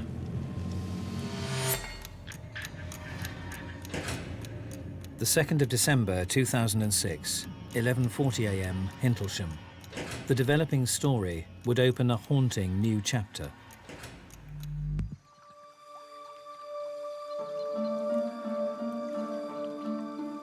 The weather was exceptional for that time of the year. Everywhere was in flood. I got into the lakes, and because the floods had receded, the first thing I done was, well, not the first thing, I just checked the grounds, checked the lakes, then got my waders on, and then patrolled the brook, and I suddenly noticed, like a mannequin, a dressmaker's dummy. Upon closer inspection, Trevor would find himself horrified at the true nature of his discovery. It was not until I'd got into the brook and got up right beside her and just moved the hair a little bit, moved the debris away from her hair. Then that is when I suddenly knew, or realised that, no, it's a young body. And my first thought was, it's one of the missing girls. Well, at first, a shock. And sort of maybe jump back a little bit. And then I had to sort of take control of myself and got straight out of the brook, still shaking, and phoned the police up. You know the exact time where I phoned them. 11:44 when I phoned them, I just phoned them up and said who I was, where I was, and that I'd just found the body of a young girl face down in the brook. Police would descend on the scene and begin their efforts to determine the identity of the unfortunate victim. When the report first came in, because of the body had been in the water that long, we didn't initially know who this was. Not until we'd taken the body out of the water and got them back to the hospital and started to conduct our examinations did we identify who it was. The body was that of Gemma Adams, who had last been seen some 2 weeks earlier, on the 15th of November. Friends had long suspected the worst. Gemma, when she first went, that's when I first knew that there'd been a murder, because she'd have never just gone off. That weren't her style. She wouldn't have just left, and her boyfriend followed her about every night. So if you saw her boyfriend, you knew she was out, because he'd be a couple of steps behind her, and for her not to come back, that weren't, no way, that wouldn't happen. I'll never forget it. I shall never forget that day. I shall never forget the timings of that day. I shall never forget the night when they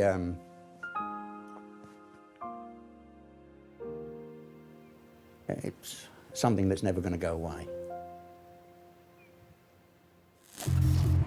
With detectives now on the trail of a killer, they began looking closely at the emerging pattern.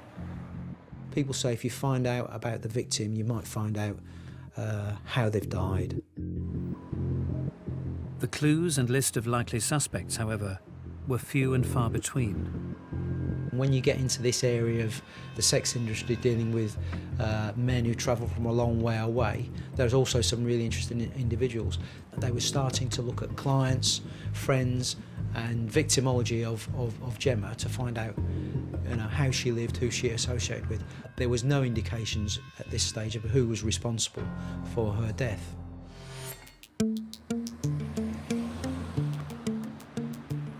Since moving to London Road only a matter of months before, Steve Wright was already known as a regular client of the girls who worked the streets surrounding his home. His history of indulging in the world of the sex industry was long established. Steve Wright wasn't somebody who just suddenly woke up one morning and wanted to explore the sex trade or go to a massage parlour to see what it was like. This was a man who'd been dipping his toe in and out of that life his whole life. We saw the first example of that when he was travelling around the world working on the QE2 to places that opened his eyes to these sorts of things. Wright would join the crew of the famous cruise liner in 1980, working as a steward and travelling the world. When he was on this sort of QE2, you always thought, hey, it must be quite a smart old job. He'd tell us all the things that the travelling they got up to, and obviously a lot of hard work working on a place like that. In that kind of job, one's got to be affable and one defers to the customer. He'd do anything for everybody. He'd always help anyone out. If you wanted anything, he'd try and help you out with it. I'm very confident that he would have learned how to be a ladies' man. He would have learned how to be sociable. He would have learned how to make people feel at ease and relaxed about him. I met Stephen Wright probably in the summer of '81. He always had this sort of grin, like he was laughing inside. And I was always a little bit uneasy around him. He kind of fancied himself to a degree. He was a bit of a sort of ladies' man. I don't think he dated any on-board women because there was, you know, very few ladies on there anyway. So whatever female company he wanted, he made use of it when we was on the shore. A lot of the ports of call that we used to go to were all in the less salubrious parts of the town, sort of thing. So the ladies that he met were ladies who wanted their payment, as it were, ladies of the night, kind of. The strains of a life at sea would eventually take their toll on Wright. Having divorced his wife, he would return to England in 1987. Some 19 years later, as the news of the grim discovery of Gemma Adams' body broke, the story began to gather momentum. Initially, when the two girls were missing, the interest locally, certainly with the media, was mixed. They were two girls from the sex industry gone missing, but of course, when one was found murdered, now the interest with the media particularly was heightened. Local crime reporter Josh Warwick would be assigned to cover the case. It was a Saturday morning and police got in touch to say that a body had been found.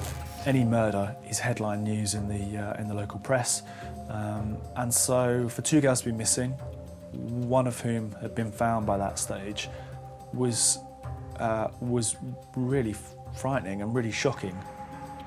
However, few could have prepared themselves for the next turn in this twisted tale. We then started to search the Belstead Brook. We used a police dive team to do this, and on the 8th of December, the police dive team had worked their way from Hintlesham towards Copdock, which is downstream towards the River Orwell, and they unfortunately came across the body of another white naked female, and this later turned out to be Tanya. Tanya had been missing for nearly 6 weeks. The discovery of her body leading detectives to believe that they were now looking for one man on a killing spree. So we now quickly move from what was two missing vulnerable young women to a double murder inquiry. I heard about it as soon as she'd been found because the police had their incident vans and the rest of it at our place at the fisheries. And when I got down the next morning, they'd all disappeared. And that's when I found out that they'd found Tanya a few miles downstream. Just 6 days on from the discovery of Gemma Adams, the revelation of a second body being found would make waves across the country. Got a phone call from the news desk. My news editor said, look, this doesn't look good. Don't pack for a night. I would pack for the best part of a week. We don't know where this is going. So I arrived up in Copdock to the scene of where this second body had been found, Tanya Nicol. It was pouring with rain. Through the sort of windshield of the car, you could see in the distance the police car lights, the blues and twos, were flashing. The road was blocked off, and suddenly what had once felt like perhaps a very short trip for an isolated, very tragic death of a young woman now took on a slightly more sinister angle.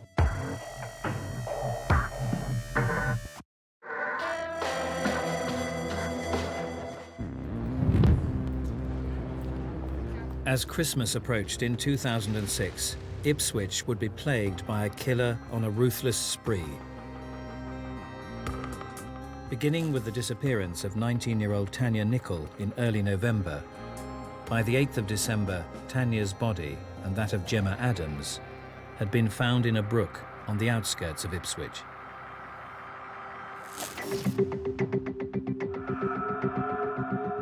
While the town came to terms with the grave situation, an ominous atmosphere began to envelop the area. A little bit of unease started to creep in, like not wanting to walk out on your own of a night time once it got dark, and making sure your children were okay and escorting them everywhere. It was a culture of fear in many respects. There were more police on the streets, handing out rape alarms to women. Friends of the street girls noticed the increased police presence was not welcomed. To be honest, a lot of the girls was pissed off about it because you couldn't get the money. So with the police being there, they couldn't go and get what they needed to get anyway. So yeah, you felt a bit safe, but at the same time, they're all shouting at them because they want them to go away, because they want, do you know what I mean? They want people to be driving around. So because otherwise you're going out there for nothing, really. Then on the 10th of December, just 2 days on from finding the body of Tanya Nicol, a third horrifying discovery was made. When I got a call from the force control room to say that a motorist had driven through the street at Nacton, and this motorist reported finding what appeared to be the naked body of a female. My mind was racing when I got this call, because you're immediately thinking, who is it? And as we now know, that was the body of Annalee Alderton. Found laid out and posed in a cruciform position, the disturbing ritual demonstrated that the killer was becoming ever bolder. Unlike Tanya and Gemma before her, 24-year-old Annalee had not been reported missing, making the revelation of her untimely end all the more shocking. I got a phone call from the news desk, and they said something along the lines of, you're not going to believe it, but the police have just announced that they've found the body of a third woman. Suddenly, tension raised several notches. Are we now talking about a serial killer? Are we talking about somebody picking off young women right from under the police's noses? Living in the heart of the area from where the girls were disappearing, Steve Wright had a history of violent behaviour towards women. He had a track record for being brutal, for being violent, against his two previous wives. We've got an individual who would batter his partners, and we know that that's usually a hallmark symptom of men who feel inadequate, who feel they can't cope, who feel they're not in control of the relationship, and they don't feel terribly manly, that they lack something in their machismo. Steve Wright was all about trying to be something he wasn't, trying to live out or find excitement in his life, and it was pretty tough. It's tough for a lot of people to find excitement. He found it in prostitution. He also found it in gambling. It meant that he built up debts. By the year 2000, Steve Wright's life was in steady decline. With drinking and gambling taking their toll, Wright had accrued £40,000 of debt, yet he continued his habit of paying for sex. Graduating from the massage parlours he would formerly frequent, Wright began to take his fantasies out into the open.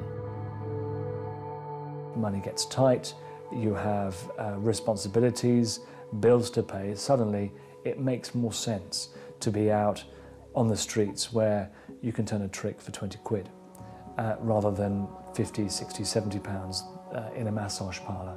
And so that's how we find eventually Steve Wright coming out onto the streets rather than doing what he did to get his kicks behind closed doors. Later that same year, Wright would hit the bottom of his spiralling depression. Like, he tried to top himself at one time, just for everything that got to him. And then he sort of came back, like they have done when they ever get in trouble, and normally come back home to see your dad and that, and he came back here. Dad sort of set him up. This was a man either crying out, hoping he'd get caught, or being an attention seeker on the one hand, or this was a man who genuinely felt that his life was that tragic that he just needed to be here no longer. After working in a succession of small-time jobs, Wright eventually took employment at the Felixstowe docks. When he come back here, he just went more and more silent about things, and he wouldn't sort of chat about nothing, really. He went more into himself and quiet and non-confrontational to anybody. Dad set him up at his, then he got the job down on the docks. Everything was going well, and we sort of, well, that's him sort of settled for now. He was now involved in another long-term-ish relationship. And she has a normal job where the evenings are spent together. But then there's a change in job. Suddenly, his partner is now working night shifts. So Steve Wright finds himself sitting in London Road in the middle of the red light district with an opportunity to fulfill his fantasies. While Wright struggled with his personal life, the pace of the unfolding story playing out on the streets of Suffolk continued to accelerate. By this stage, 3 women had been found in the space of little over a week. That speed at which things were developing just meant there was shock upon shock upon shock. The 12th of December 2006, Levington. 6 weeks on from the disappearance of Tanya Nicol, the first girl to go missing. Just 24 hours after uncovering the body of third victim, Annalie Alderton, detectives would be struck by a sickening double discovery. I became aware that another sex worker called Paula Clennell had been reported missing by her boyfriend. He was concerned because he'd naturally heard what's on the radio and seen what was on the television. And then what happened again? There was another sex worker reported missing. Annette Nichols was reported missing by her mother. She'd been trying to get hold of Annette by her phone, no reply. So she became very, very concerned about why she couldn't get hold of Annette. So she reported her missing.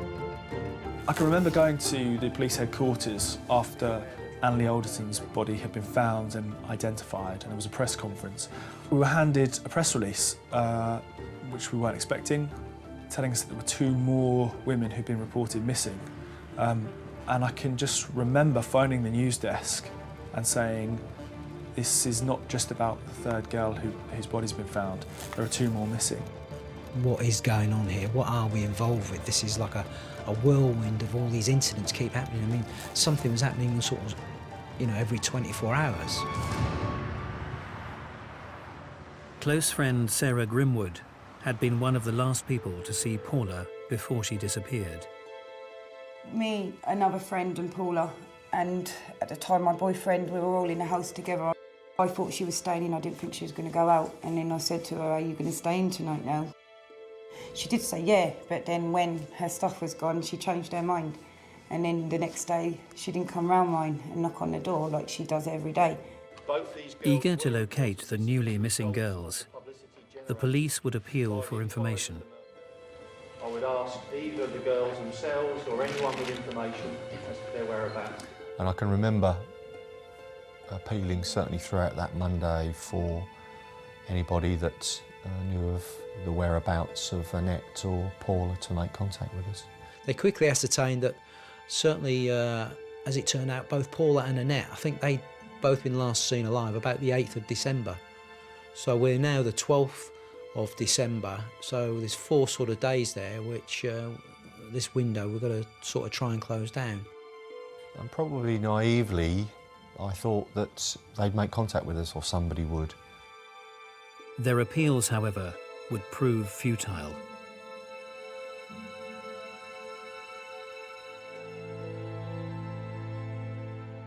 The 12th of December, a member of the public is walking along the old A14 at Levington, which isn't far from Nacton, and he sees in the foliage about 7 or 8 yards in from the road what he believes is the body of a white naked female.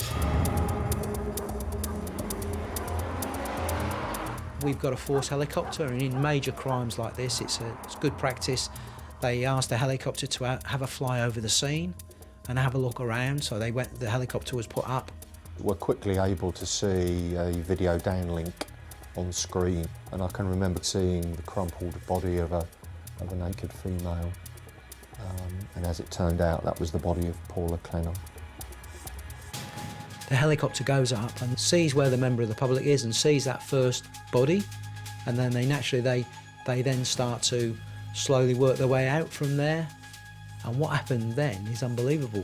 I will need you at some point to go, all right? And I can remember turning away from the screen and speaking to the inspector, and then turning back to the screen, and a second image caught my eye. And I could see that it was the image of a naked female, but it was in a different form to that of Paula. And this female was in a cruciform position, much like Anna Lee had been found. And it takes a few seconds for the brain to catch up with what the eye is seeing. And of course it quickly dawns on me that this is a second body. And as we now know, that was the body of Annette Nichols. I mean, I've never known anything like this in over 40 years of being in the police.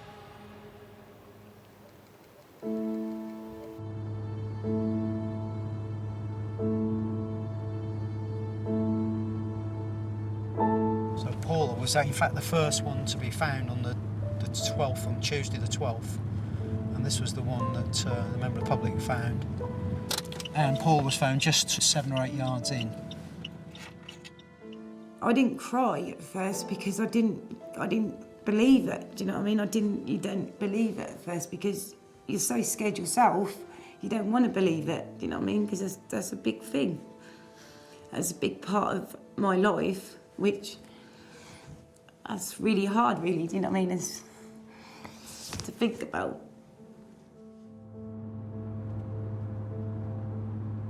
That's where the tributes are to where Annette. Now, Annette was found not obviously right by the side of the road, but about 10 yards in. Detectives were faced with the reality of chasing down an increasingly reckless killer, one believed to be responsible for the murder of 5 young women. It was almost seemed audacious, you know. It was almost the killer mocking the police in a way and saying, I can get away with this right under your noses. Were the offender or offenders, were they enjoying this, or were they being panicked into some sort of activity? Was it all coming to a crescendo? Whoever this was, he was losing control. Pressure on the police was enormous. We just didn't know what was going to happen next. With the stakes of this savage spree escalating ever higher, the killer's deadly designs would be undone by his previous sins. The only way they were able to track him down was through DNA evidence of a crime that he committed, you know, dozens of years prior.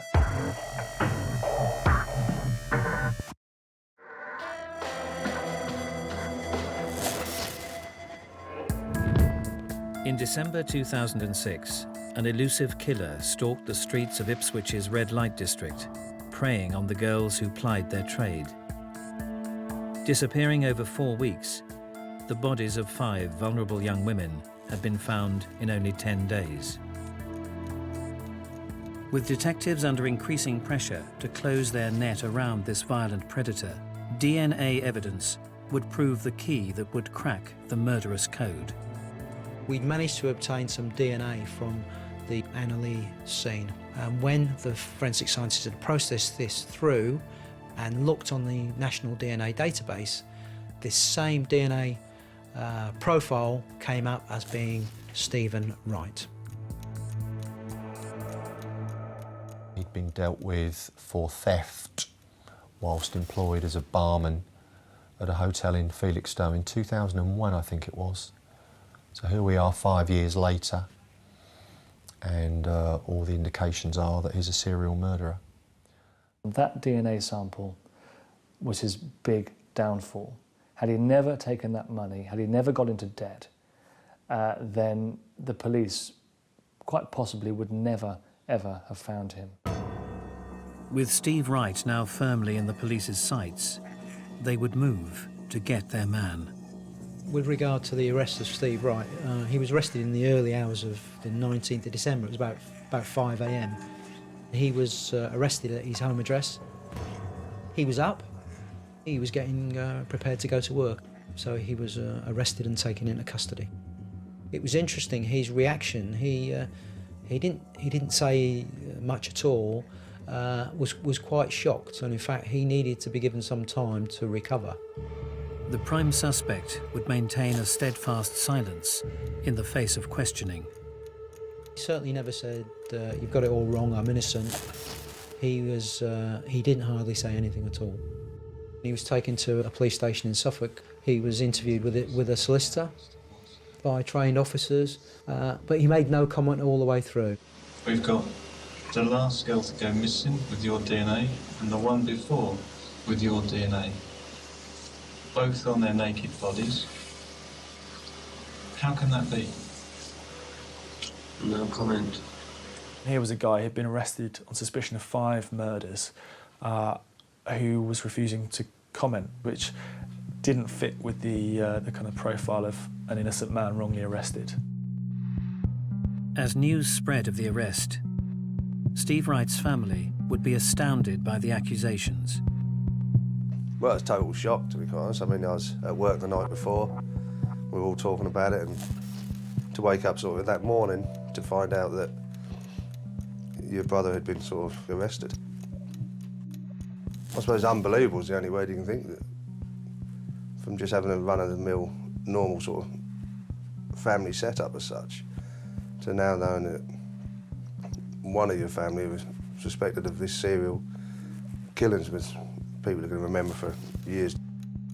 As the face of the so-called Suffolk Strangler made the front pages, people were surprised by the vision of a man who appeared to be the very image of ordinary.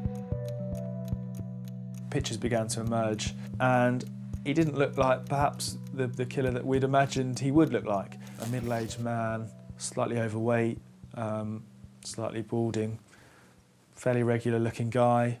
One of the reasons why Wright was able to operate efficiently in the way he did is that he didn't look, act, or seem to be a serial murderer. He had a job, he had a partner, he had a domestic life. That ordinariness is what allows him to literally Get right up close and next to the girl and persuade them to get into the car. It's the banality of evil. The police would begin to gather evidence and build a case against the man they believed responsible for the slayings of 5 young women. And of course, you know, for the police, the arrest was almost the easy bit. It was the work that would come after that that was the real challenge for them, you know, to prove that they had got the right man beyond all reasonable doubt. There was no smoking gun, and I think the prosecution admitted that, but there was a real picture that was painted by the prosecution. There was DNA evidence, and there was fibre evidence taken from his car. He had a dark blue Ford Mondeo Zetec, which we took possession of and conducted forensic examination of that. This vehicle did in fact become relevant and was seen on CCTV in different parts of the red light area during sort of November, December 2006. He was confident enough and believed he was clever enough that some risks, such as using his own car, were acceptable risks. But it was CCTV that got him. I mean, that is error 101 in your serial murderer's handbook, is CCTV. So when you put all this together, we had all this evidence which linked all the girls and Steve Wright, and it like closed the circle. The trial would be keenly awaited, yet Wright would offer little defence in answer to the prosecutor's probing questions. I remember really clearly in the trial when Wright took to the stand to give evidence. Under cross-examination, there were dozens of questions. The evidence was put to him, you know, is this just a coincidence? All his answer was, it appears so, yes. He said it 20 or 30 times, and it just continued to kind of paint this image of somebody who was guilty. After more than 5 weeks at trial, the jury would deliver a unanimous verdict, finding Steve Wright guilty of the murders of Tanya Nicol, Gemma Adams, Annalee Alderton, Paula Clennell, and Annette Nichols. He would receive a sentence of life imprisonment, with a recommendation that he spend the rest of his days behind bars. When the 5 guilty verdicts came back, there was clearly a huge relief on the part of the police, definitely the members of the public, but I think probably most of all, the family members were just so relieved that justice had been done. Although the man responsible had been sentenced, questions about the motivations of this most complex of characters remained. The 5 murders that Wright was convicted of were all committed in his late 40s, which is, statistically speaking, a very late age for a serial killer. There is a possibility that he could have a very long offending history going back many years. I think, my God, you know, I drank with this guy, went on a shore leave with him, and now he's a serial killer. You know, just killed 5 women within 4 weeks. You know, you don't just do that, you know, I mean, then your mind goes back and races back. Do you think, was it possible that he started when he was on the ships? And then you think, well, my feelings I had towards him with the uneasiness, was he doing it there and then? It could be that living out these sexual fantasies he'd held for a long time could be the one last roll of the dice he might have of achieving something, of doing something interesting that most men couldn't possibly imagine doing. Despite his conviction, the mystery of why Steve Wright chose to take the lives of 5 innocent women in just 6 weeks remains a riddle only he can answer. Because he's never made any comment, we don't actually still know to this day how this all happened. How did he get control of these girls? How did he manage to isolate them and murder them and get away with it? Until he decides to tell his side of the story and tell us what happened, I don't think we're ever going to know. In 2011, 22-year-old Jared Loeffler would embark on a swift and brutal rampage that would make world headlines. Congresswoman Gabrielle Giffords was among those shot. Men. All of a sudden I heard a bang. Women. There's multiple people shot. And children. Oh my God. Would die at his hand. As the seconds ticked, the body count rose. It was just an eerie scene of people dead, taking their last breaths. And with it the question, what had driven this youth from the Arizona suburbs to commit his deadly killing spree? This is my genocide school.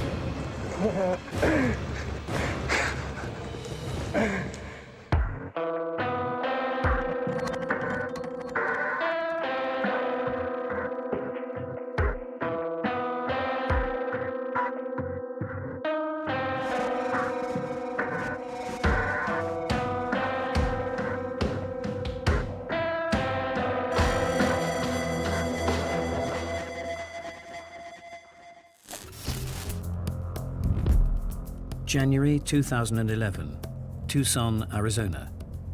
A thriving city set amidst an arid landscape in the southwestern corner of the United States.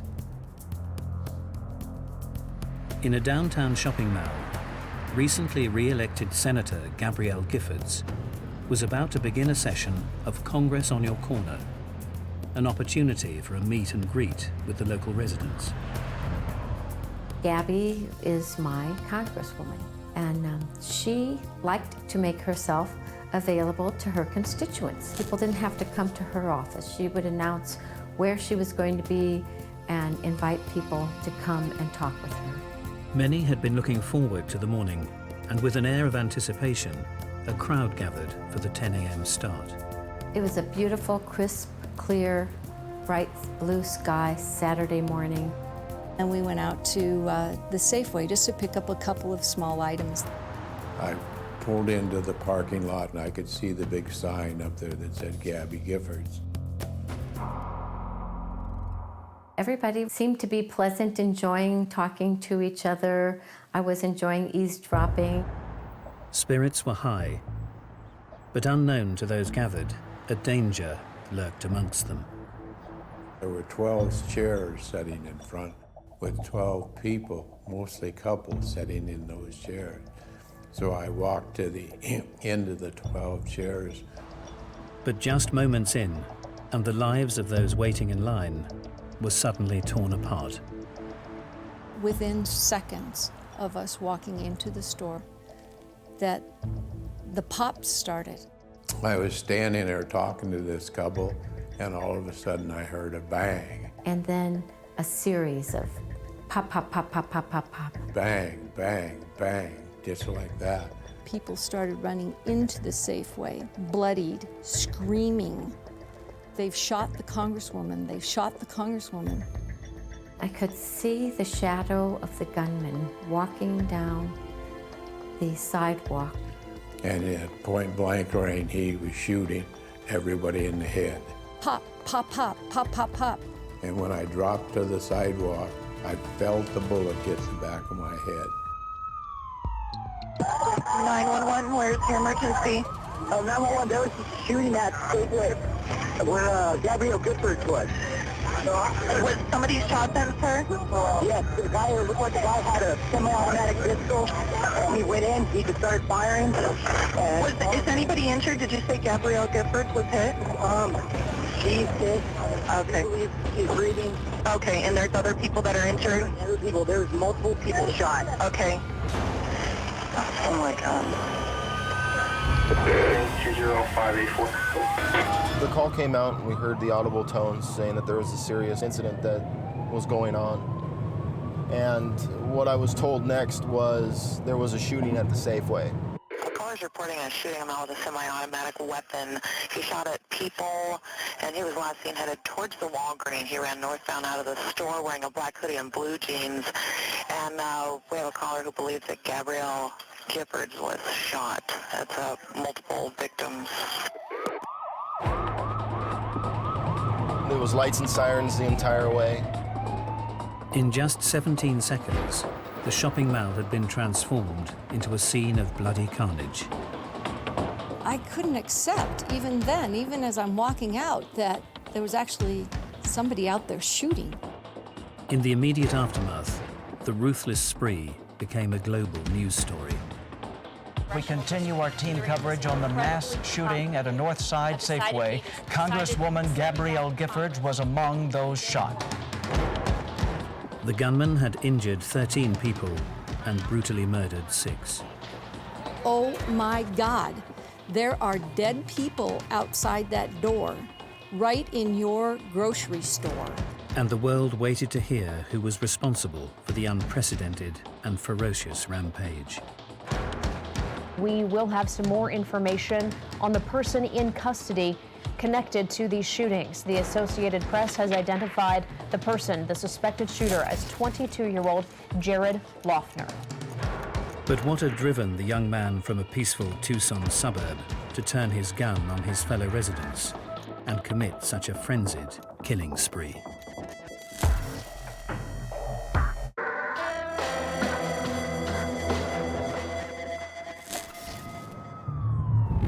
"10:10 a.m., Saturday the 8th of January 2011.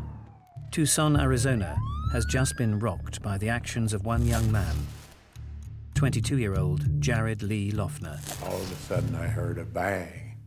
They've shot the Congresswoman. They've shot the Congresswoman. In a killing spree lasting just 17 seconds, Loeffner had managed to end the lives of 6 people and wounded 13 more, including the critical shooting of Gabrielle Giffords.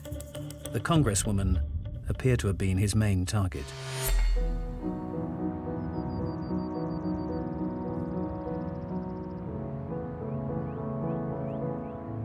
Known to be one of the oldest cities in the United States, Tucson, Arizona is located just 60 miles from the Mexico border.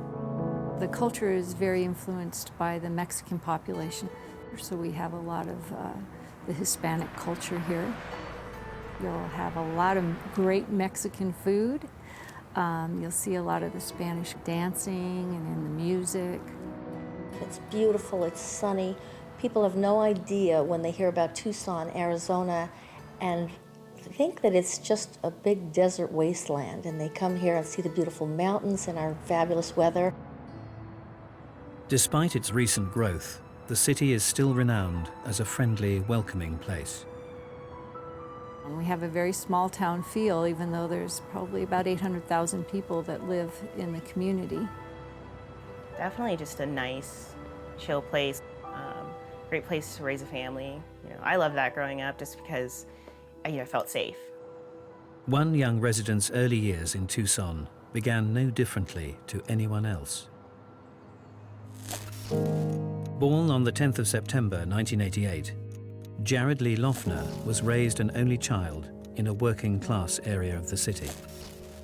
His mother was a respected and well-liked manager for the Parks and Recreation Department of Pima County, and his father stayed at home, restoring cars for money. Growing up in Tucson, it's nice just because it's very quiet. You get to the suburbs and it's just a nice, calm place. People, they're still friendly though. There's always something to do. There's never a boring time. During his early years, Loeffner enjoyed a close-knit circle of friends. I met Jared through a mutual friend. We were in middle school, we were about like 12, 13 at the time, and the common bond we had was music. At that time, I had just learned how to play the guitar, and so I was just like, I need to start a band, I need to go do something. And a mutual friend was just like, hey, yeah, Jared, he plays bass, like, go talk to Jared. The first time I met Jared, I believe it was at a party, and because we kind of all had the same friends. Although he demonstrated a rebellious streak in his early teenage years, Loeffner was far from a concern to either his parents or those around him. I think we were with Jared. We were in my neighborhood and we're going up and down the streets and we're getting out and smashing all the mailboxes on the street. Pretty much just get into a lot of trouble, drink, go, wreak havoc on neighborhoods, kind of stuff like that. Despite some episodes of delinquency, his friends didn't consider him unusual amongst his peers.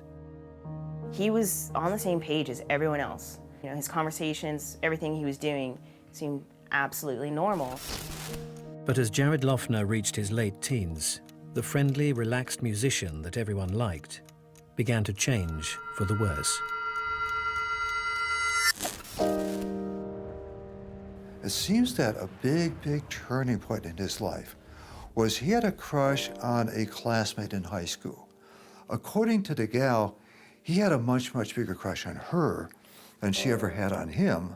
So she just gave him the door, you know, they broke up, and according to his high school male peers, that was when the guy just really kind of began to lose it. I think he just really wanted to have friends and a girlfriend and stuff like that, and I think that that never worked out for him, so I think he felt kind of alone. He started acting out in a way that, in retrospect, looks like the early part of an onset of mental illness. He withdrew from school, he withdrew from friends. As an increasingly isolated teenager, Loeffner eventually dropped out of high school in 2006. His slow retreat into a private world went relatively unnoticed. But 5 years later, he would grab the nation's attention with a vengeance. 29 minutes past midnight, the 8th of January 2011, Motel 6, Tucson. 10 hours before embarking on his killing spree, Jared Loeffner checked into room 411. Throughout the night, Loeffner carried out a series of movements that saw him putting into place the final preparations for an assassination attempt on Congresswoman Gabrielle Giffords. Before the spree, Loeffner was clearly very busy. He was no doubt suffering from what we would often call future foreshortening. He wasn't looking much beyond the next 24 hours. In fact, he may not have believed he would survive the next 24 hours. As the night progressed, Loeffner made several short trips to a local convenience store. At 1 a.m., he picked up a roll of newly developed film containing photos he'd taken of himself only hours earlier. There were several pictures of Jared Loeffner, one of him in female underwear. It was kind of odd. And there was a photograph of a 9mm gun on top of a U.S. textbook. Loeffner made the final return to his room at 4:12 a.m. with his newly developed photographs. He logged on and entered into his familiar subversive world within the internet and began posting the bizarre images online. He spent into the wee hours on the computer, sending emails out and, you know, goodbye, dear friends, you know, stuff like that. Retreating into the online world was nothing new. In recent months, Loeffner had been pushing away friends and family in the real world in favor of a community online, where he hoped his increasingly irrational views would find a home. A lot of his MySpace records showed that he was into revolutionary literature such as Fahrenheit 351 as well as Mein Kampf, though he was well read in a typical standard teenage way. One particular site was a gathering place for conspiracy theorists and skeptics, and here Loeffner hoped his odd views would find recognition. He would often post long, rambling comments, often about currency, about the Constitution of America, how high schools were an illegal act, and how gold and silver were the only true currency to believe in. Loeffner's views began falling on deaf ears, some onliners even going so far as to suggest he seek psychological help. A lot of his fellow students and professors became really spooked, very freaked out by the guy's very, very bizarre behavior. He seemed kind of irrational, very irritated, almost demanding certain things, just not calm anymore, almost, you know, just the total opposite. He was changing big time. He had a very, very bizarre temper, and I think he was starting to do drugs with the guys he was hanging out with at that time. He didn't really seem, you know, always to be like happy-go-lucky or anything. He seemed like he kind of had like a dark side to him, or maybe a sadness.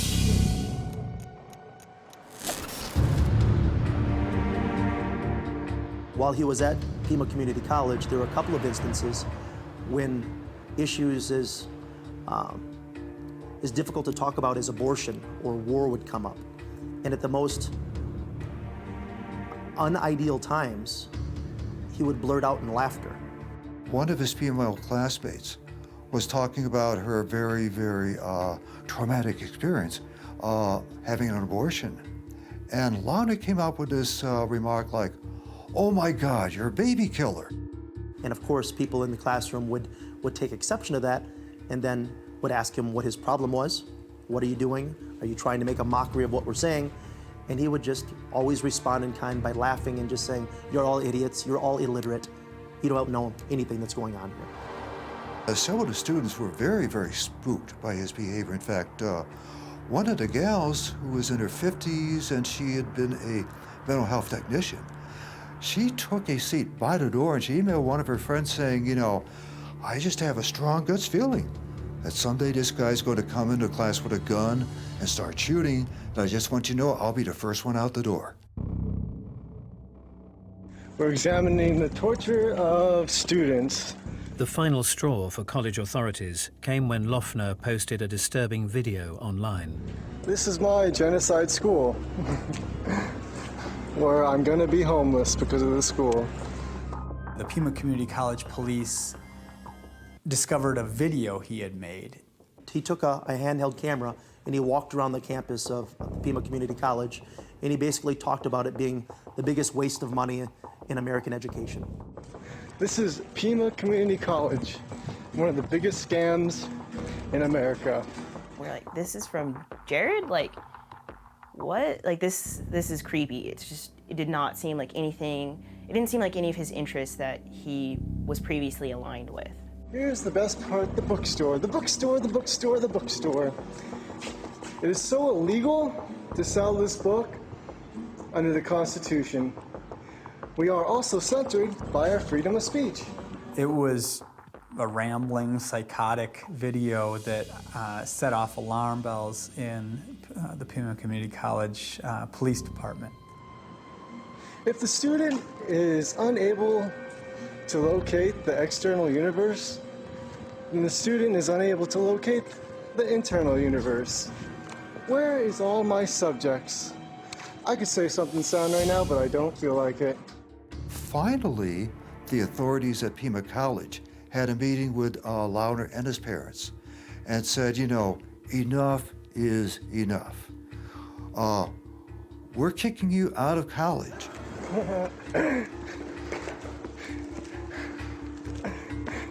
They gave him a letter. They said that he was suspended from school and that he could not come back until he had a mental health evaluation and an okay from a mental health professional, a psychologist or a psychiatrist. He was never able to produce that letter, of course. Thank you. This is Jared from Pima College. 7:04 a.m., the 8th of January, 2011. Just 3 hours before Loeffner embarked on his killing spree, he again left his motel room and made yet another trip to a store. This time he tried to buy ammunition for a recently purchased handgun. He had attempted to purchase 9mm ammunition. However, his behavior was so erratic that the sales clerk denied him. Actually told him, I'll go check the back to see if I can find any extra ammunition. The clerk was, hey, something wrong with this guy. Came back and lied to Jared Loeffner, telling him he had no ammunition to sell. The gun Loeffner was trying to buy ammunition for was a high-capacity semi-automatic, legally purchased by himself only a few weeks earlier. He also developed an interest in firearms, which isn't that unusual, but did concern some of his friends when he showed up with a gun here or there. Some friends had some concerns about him owning a gun. At 7:31 a.m., undeterred, Loeffner again attempted to purchase ammunition from a different store. This time, failing to raise any suspicions, he succeeded in buying 8 boxes, containing a total of 400 rounds. He already had his weaponry. He had the Glock semi-automatic with several magazines, which nobody needs, you know, unless you're in military combat. With only hours to go before the arrival of his main target, Congresswoman Gabrielle Giffords, Loeffner was on the move once again. This time he was making his way home. As Loeffner approached the front door of his house, he was confronted by his father. His father said, "What the hell are you doing here with this big bag there? Where are you going?" In recent months, the relationship between Loeffner and his parents had become increasingly strained. His parents had actually disabled his vehicle and at one point taken away his shotgun just because they feared that Jared might be doing something or might consider doing something that wouldn't be safe for him or anyone else. Both Randy and Amy Loeffner were clearly concerned about their son's behavior. They tried to talk to him, and they just couldn't make any headway. But that, too, speaks volumes. It speaks to his parents being concerned just about Jared's state of mind. They had no idea what he was about to embark upon, but they knew that their son was battling something, and he was certainly confused, to say the very least. Outside the front of the home, a standoff between father and son continued. But his dad was evidently very spooked to the point where he prohibited him to go back and use the car. Grabbing a black bag from the boot of the car, Loeffner turned and fled from his home.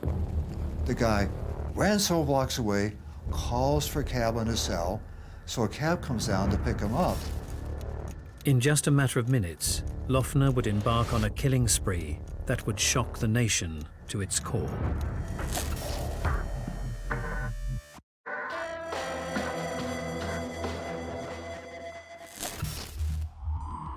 At around 10:10 a.m. on Saturday, the 8th of January, 2011, one of America's oldest cities was devastated by a brutal killing spree carried out by 22-year-old Jared Lee Loeffner. Just 1 hour earlier, Tucson, Arizona, and the sun-drenched morning appeared to be as any other for the local residents. It was a beautiful Saturday morning, early January. It's a time of year that people who live in southern Arizona cherish because it's usually 70 degrees or so. It's sunny. It's a beautiful day to be outside. It was an absolutely normal day for me. It was a relaxed Saturday. I didn't have to work. I was going to do some grocery shopping, go visit my mother. Sunny, warm, just a glorious day, and my husband and I went out on a walk. I had woken up fairly early that day, was just, cleaning, doing various things, and I had gone to the gym.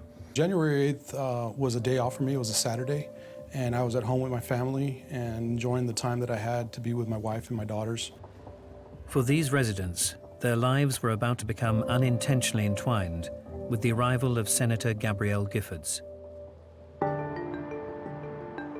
What was supposed to be happening at the Safeway that day was what's called a Congress on Your Corner, and it's a program that Congresswoman Giffords had installed in which she would meet on occasion with her constituents.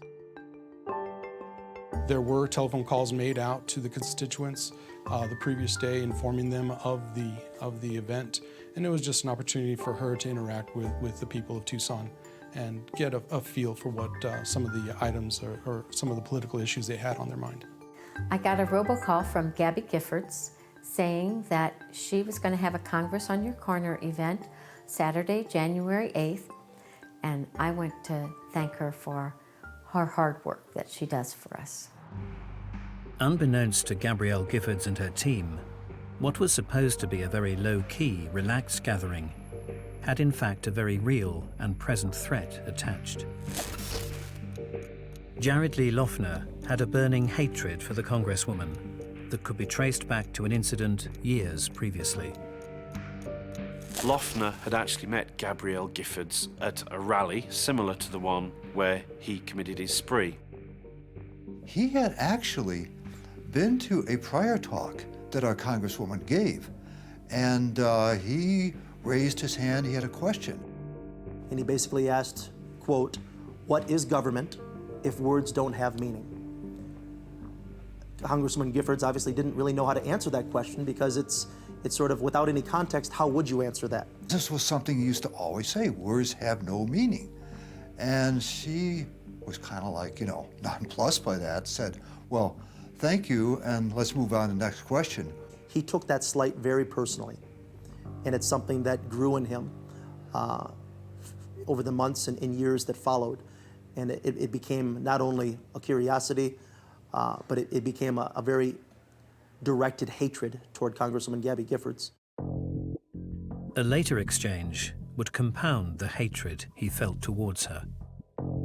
He also wrote to her office, and her office wrote back to him, but they made the mistake of addressing the letter to a Mr. Lofney rather than Lofner, and this angered him and proved that he was clearly intellectually superior to the people who were in power. So he had no respect for politicians, state, teachers, or authority. This kind of killing spree is not political. It comes out of psychopathology, not politics. And Jared Lofner would have opened fire under these circumstances, even if he had never met Congressman Giffords. At 9:54 a.m., Lofner arrived by taxi outside the Safeway store. Lots of small behavioural clues from Lofner's behaviour before the spree show that he was completely lucid and coherent. He took a taxi to the supermarket where Giffords was speaking. He had the money on him to pay. He gave a bill to the taxi driver and insisted on the change, so he clearly knew what he was doing and where he was. Just yards away, Lofner's intended target was about to greet those who had been queuing to meet her. When I went down there that day, I pulled into the parking lot and I could see the big sign up there that said Gabby Giffords. And so I parked the car and walked up there. Now there was probably 25 people in line. There was a number of elderly women and men. Appeared to be couples, some not. There was a woman just slightly older than me with a little girl with her. And when I got about 6 feet from Gabby, one of her aides, Gabe Zimmerman, who I'd never met before, came out and talked to me and told me I'd have to get to the end of the line and sign in. Gabrielle Giffords is there just about ready to start her Congress on the corner. And I turned to my husband, I said, you know, you're lucky that I'm not more political, or I would make you stop right now while I shake her hand. And he's like, come on, let's get inside and get the Brussels sprouts and the milk and get out of here before it gets too crowded. So we are walking in. The shooter is walking out at the exact same time. At 10:10 a.m., Lofner's killing spree began. All of a sudden, this crazed guy comes charging, barging his way through this line, way up to the front, takes out this pistol, and bang! He opened fire, shooting Gabrielle Giffords directly in the head. Gabe Zimmerman, who was one of Gabrielle Giffords' leading aides, he immediately ran up to her aide, and he took a bullet in his head, which immediately killed him. Within seconds of us walking into the store, that the pops started. I knew immediately it was a gun. I was standing there talking to this couple, and all of a sudden I heard a bang. I had no idea what that was. I'd never heard a gun fire before. And it wasn't until people started running into the Safeway, screaming, they've shot the Congresswoman, they've shot the Congresswoman, that my brain woke up and went, oh my gosh. I saw him just as a figure walking, as a shadow. Turning to his left, facing the queuing line of now shocked attendees, he rapidly opened fire again. He pulled the gun up and he aimed it right at my head, and then he brought this hand up to grab the gun. If I ran to the north or ran to the west, I might make myself a target. So I laid down on the sidewalk, hoping that he would not notice me. When he brought this hand up to grab the gun, I dropped to the sidewalk. And when I dropped to the sidewalk, I felt the bullet hit the back of my head, and I went right on down and laid on the sidewalk. As the frenzied attack continued, Loeffner turned his gun on the then district director, Ron Barber. Another attendee, Judge John Roll, leapt in between the two in a moment of sheer bravery. John Roll pushed him under the table, jumped on top of him, and took a fatal wound in the back. I walked out, and the first body that I came to was Judge John Roll. I couldn't tell where he was shot. And I kept asking, there were a few people crawling around, where is he shot? Where is he shot? I just started doing CPR.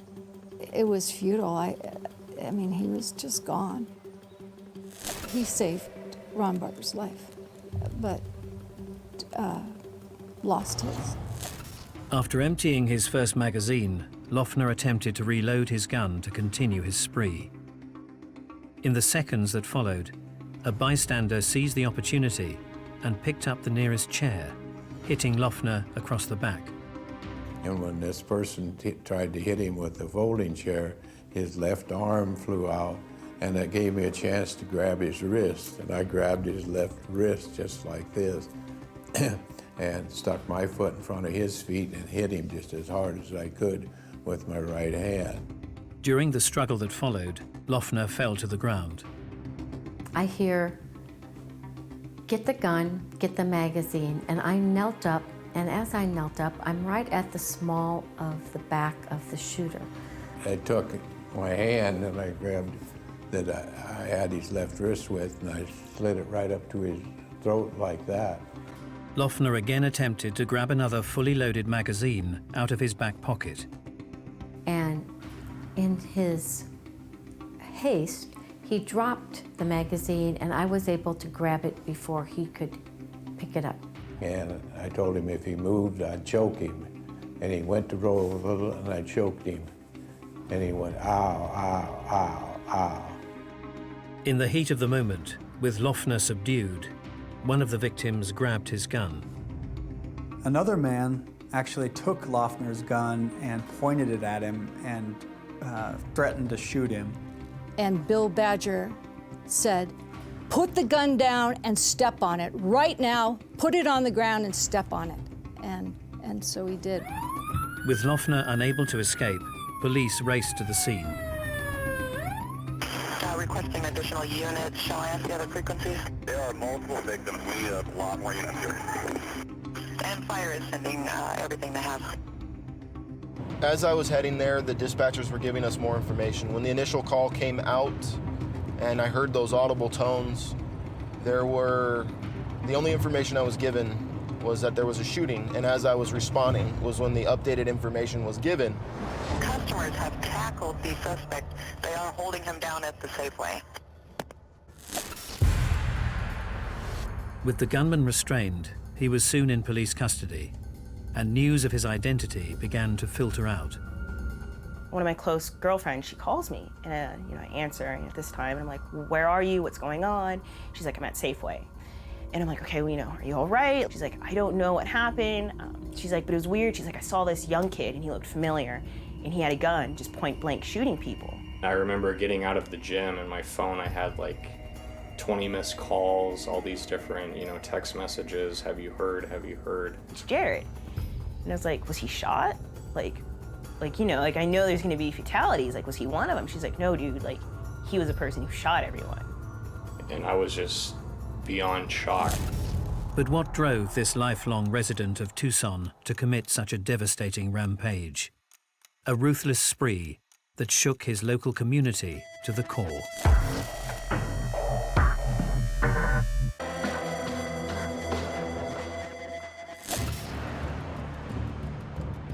At around 10:10 a.m. on the 8th of January 2011, Jared Loeffner committed a deadly killing spree in Tucson, Arizona. In just 17 seconds, he emptied a 33-round magazine of its bullets into a waiting crowd. The ruthless attack would ultimately leave 6 dead and 13 wounded. Customers have tackled the suspect. They are holding him down at the Safeway. In an act of heroism, bystanders subdued the shooter. ending the killing spree as quickly as it had begun. It was just an eerie scene of people dead, taking their last breaths.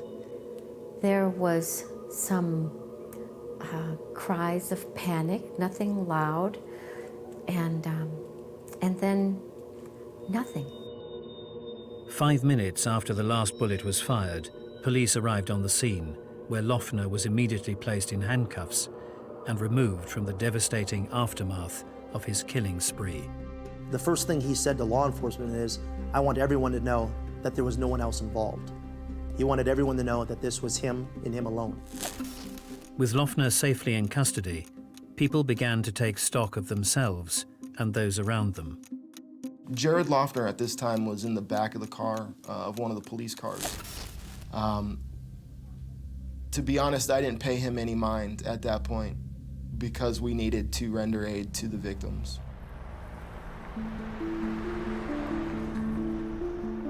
There wasn't that mass chaos, a mass of people running like you would almost expect. It's almost like they came together and began to help each other. I had my blinders on, and I was taking care of the people that were right here. I'm laying there, my glasses are broken. I grabbed my cell phone out of my pocket and I clipped my number here at the house, and Sally answered the phone and I said, Sally, I've been shot, but I'm okay, but I need you here right away. I actually said to him, what do you mean? I thought maybe there'd been a robbery. I simply didn't know. He told me where he was, and when I got off the phone, I immediately forgot. I was just absolutely in shock. A 9-year-old child was also amongst the victims that morning. Well, the one memory that I don't think I will ever be able to purge from my brain is looking over and seeing one-handed CPR being done on a tiny little 9-year-old girl. I realized how desperate it was when somebody came up to me and said, there's a little girl, and it doesn't look like she's going to make it. Tragically, on the way to hospital, she died. Amongst those critically wounded was Congresswoman Gabrielle Giffords, with a serious gunshot wound to the head. Jared Loeffner's bloody rampage had left 13 people seriously wounded and 6 dead. Bill did what he did by knocking this man to the ground and holding him there was of absolutely no surprise to me whatsoever, because that's Bill's character. That's how Bill's made. Along with the young child, 5 adults were also victims of the brutal spree.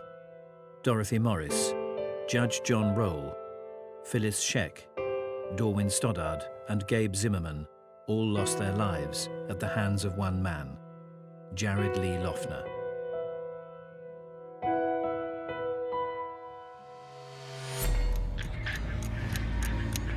The 9th of March 2011, Arizona Superior Court. Jared Lee Loeffner was initially charged on 49 counts. If he was found guilty, he would face the death sentence.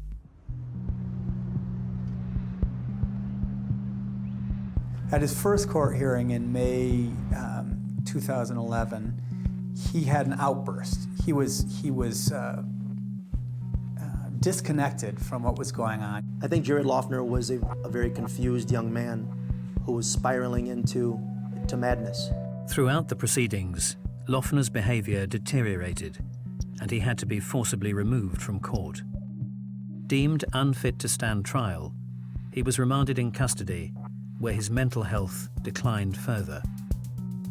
He was in just terrible shape. He was psychotic, he was having hallucinations. At one point he paced for 50 hours in his cell, got open literally for 50 hours straight.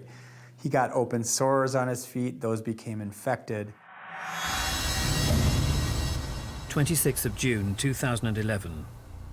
Diagnosed with paranoid schizophrenia, the trial judge ruled that Loeffner should be forcibly medicated with antipsychotics. There is a possibility that Loeffner believed he was killing evil people. He was doing us a big favor, ridding the world of evil.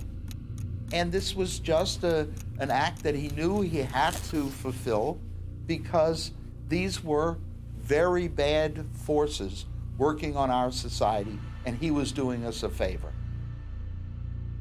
After 14 months, he was deemed competent to stand trial, where the prosecution was seeking the death penalty. I think he and his representation saw the writing on the wall. He would have been executed. In an eventual plea bargain, Loeffner admitted guilt to 19 of the 49 original charges, including attempted assassination of a congresswoman, the murder of 2 federal employees, causing the death of 4 others, attempted murder of 2 federal employees, and injuring 10 others through the use of a pistol. The shooting really shook this town. People reacted with grief, mourning, just utter shock. I've always known that I was going to see things that most people don't see, but never to the magnitude of this incident. We survived, so we try to be a voice for the people who will no longer have a voice. By admitting his guilt, Loeffner avoided the death penalty. That day will be forever emblazoned on my mind and in my heart and on my soul as the very worst day of my life. Jared Lee Loeffner was given 7 consecutive life terms plus 140 years, meaning under current law, he will never be released. Now this guy has got to spend the rest of his life living with the consequences of what he did. Since the shooting spree, mental health and gun control laws have again become the focus of fierce debate throughout America. I think for our people who have mental problems, we need to help them. We can't just push them out there and let them do something like this. It kind of drew a line in of who do you really know? You say you know someone, but do you really know them? You were not going to find the red flags in his childhood. And that's because he had a genetically determined illness, schizophrenia, that doesn't appear in terms of symptoms until an individual is in his late teens or early 20s. You get a different Jared Loeffner at that point. And this one turned out to be extremely violent.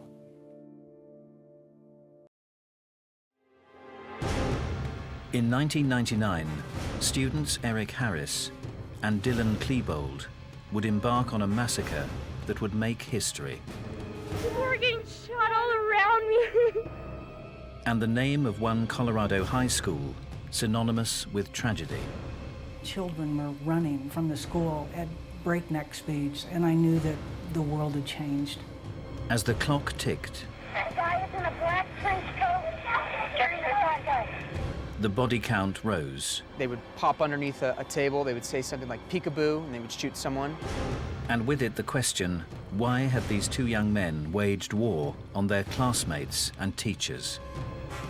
A bullet entered the side of my backpack, spun around and actually shot me in the back. And committed the world's most notorious killing spree.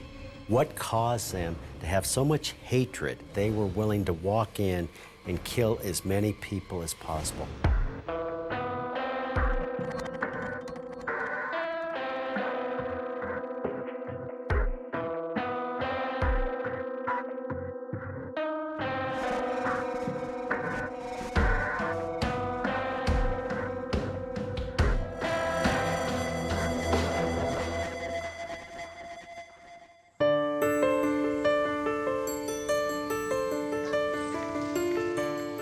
In 1999, the area of Columbine on the outskirts of Denver, Colorado, had been the epitome of ordinary.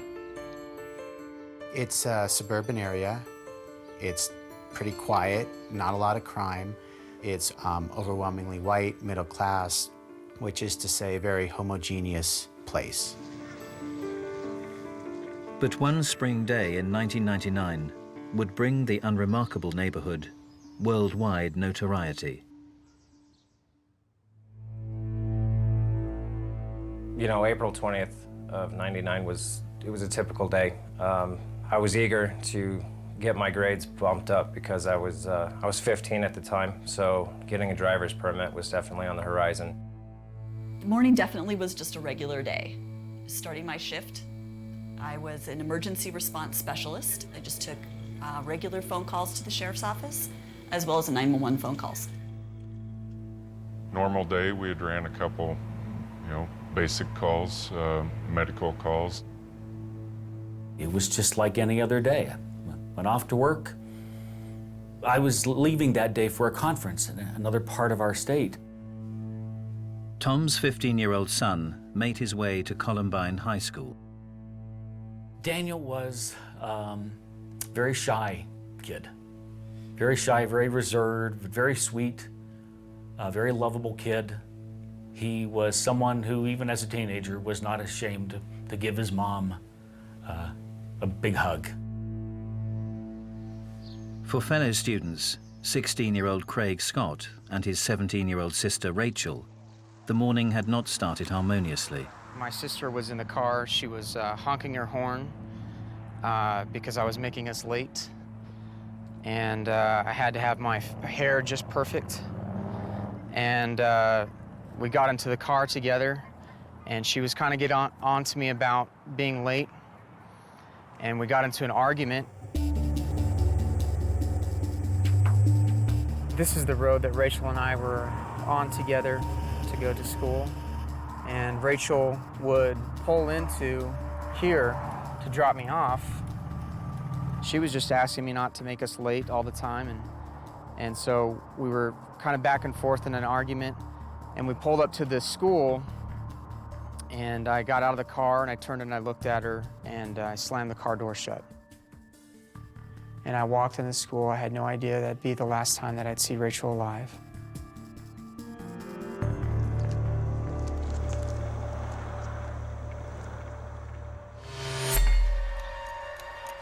Around 11:19 a.m., Columbine School, West Entrance. Sean Graves and his friend's world was about to change forever. For lunch, there was 3 of us that day that chose not to eat. Dan Robaugh, Lance Kirkland, and myself. We stepped out the side door like we typically would. We'd usually grab a soda at the vending machines right there, and we'd just jet up and take the path off. Only that morning, things were a little different. We were looking up at the top of the dirt hill, and we saw two guys that were wearing all black, their black trench coats, and with them they were carrying a couple of black duffel bags. We witnessed them loading weapons that we just assumed were toys, and that's when it started. They showered us with rounds, and Dan and Lance both went down. One floor above, in the library, Craig and his friend Matt were sitting revising. You know, we thought that we were hearing fireworks. We saw students running away from the school. They were trekking through the soccer field. You know, we thought that, you know, it was a senior prank. It's about that time for the end of the year for some silly prank to happen. It was a tradition. But this was no prank. A nightmare that would shock the world had just begun.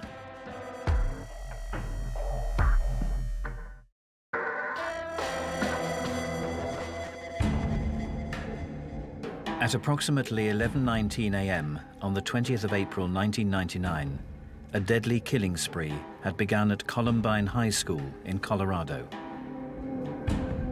Outside the school cafeteria, 15-year-old student Sean Graves and his friends Dan and Lance were being fired on by two teenagers dressed in black trench coats. My body was completely behind a concrete wall, so I was protected. The only thing on me that was sticking past that was my backpack. A bullet entered the side of my backpack, spun around and actually shot me in the back and shot out my right hip. And at that moment, I lost my legs completely. I was paralyzed from the waist down immediately.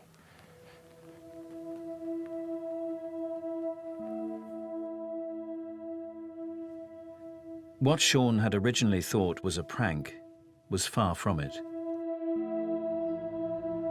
I found myself laying halfway in the school and halfway out, and at that moment I knew that my worst nightmare had come true.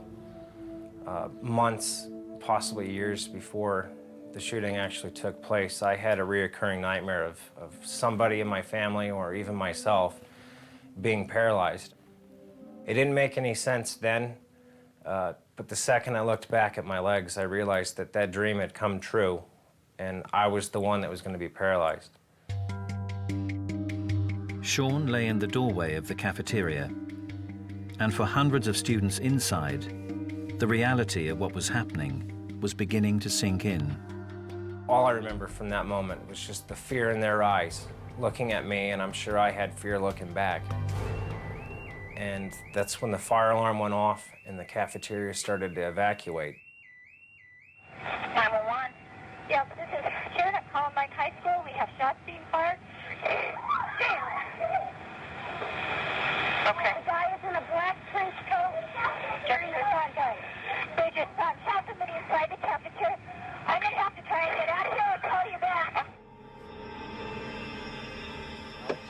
Over the prior year, the two mystery shooters had made several extraordinary videos. Both spoof and serious, that were chillingly similar to the spree to come.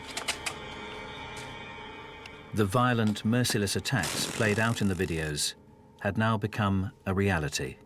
The two shooters walked down to try and finish off everyone, and I watched one of the shooters shoot Lance in the face.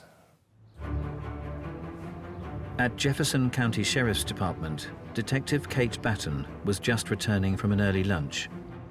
I asked what was going on. They said that there was a shooting at Columbine High School. So at that point, I started driving towards Columbine.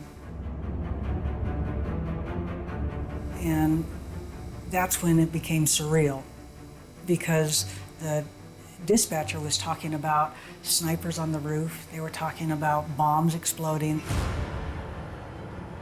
And I'm just astounded that this is information that's being relayed in suburban Littleton.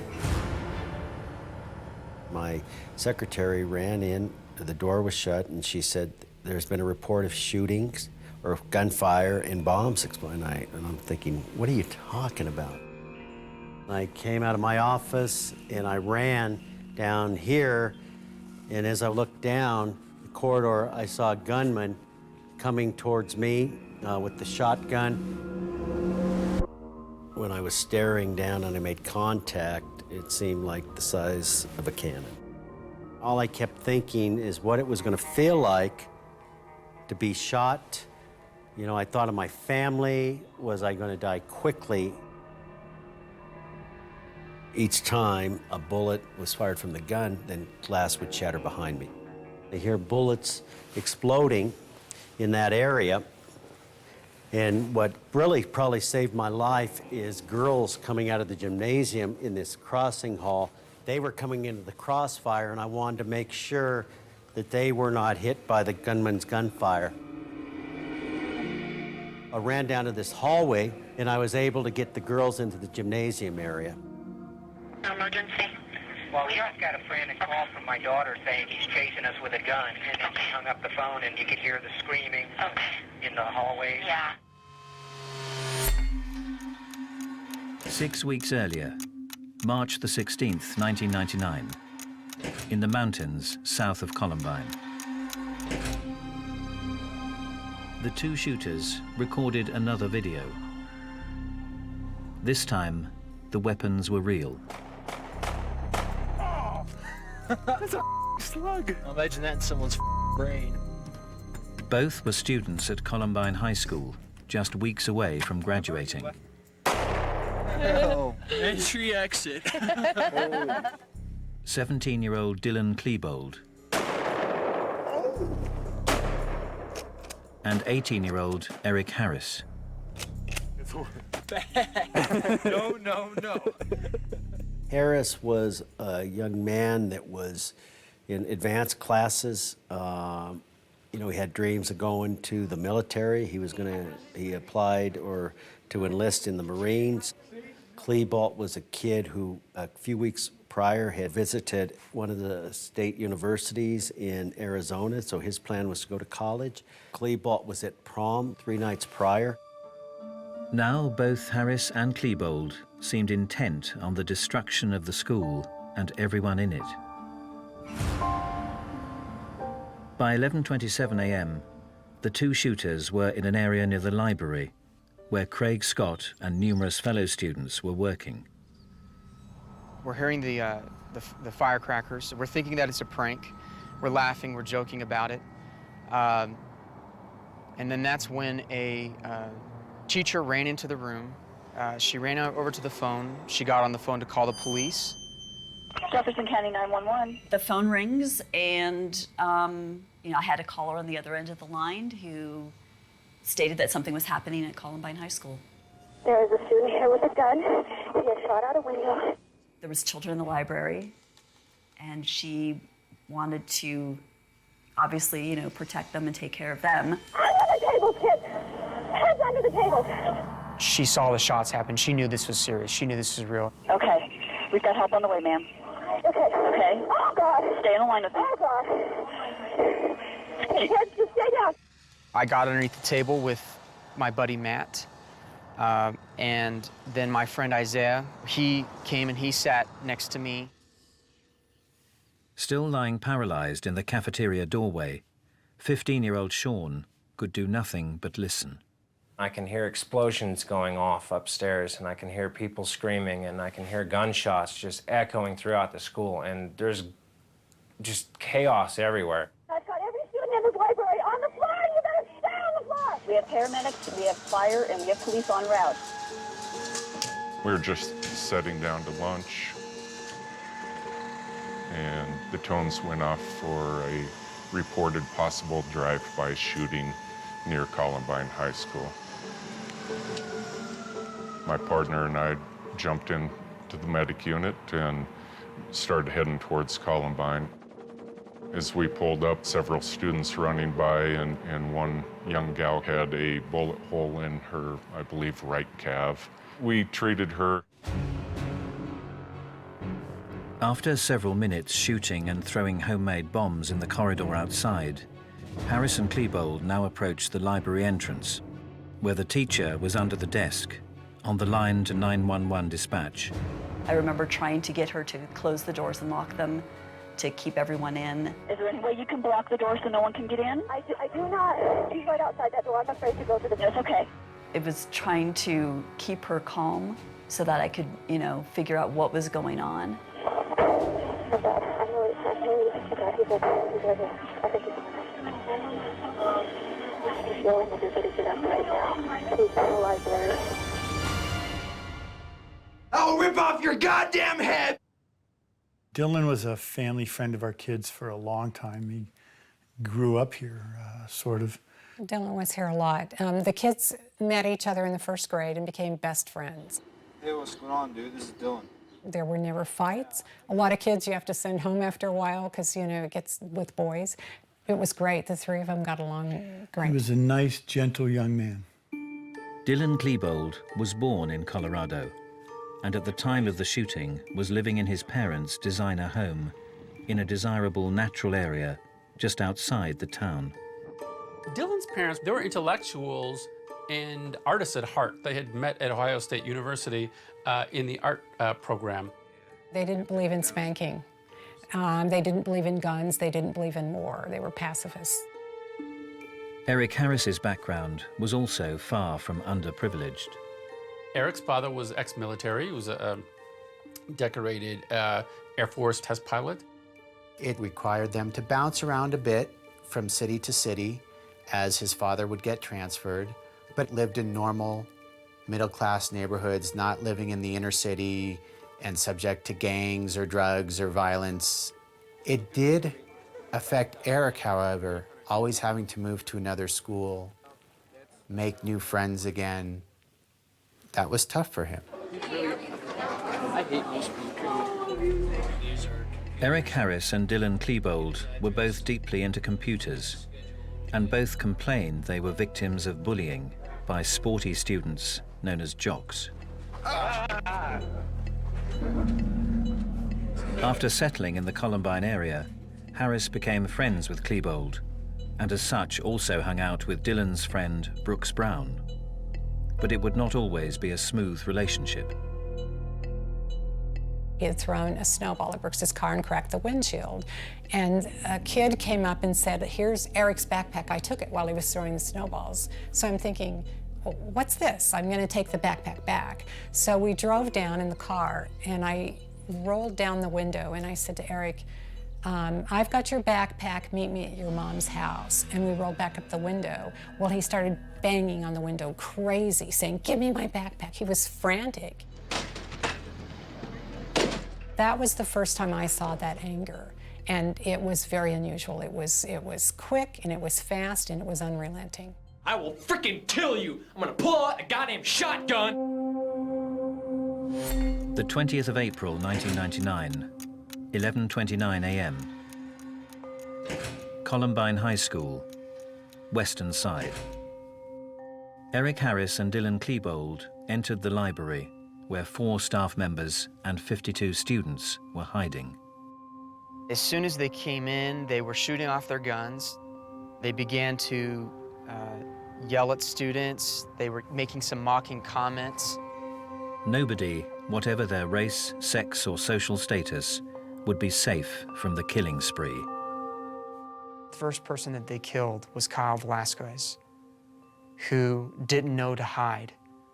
He had a disability, and he liked simple things. His family said he liked panda bears, he liked coloring, and they became the bully. What would happen next in that library would horrify the world.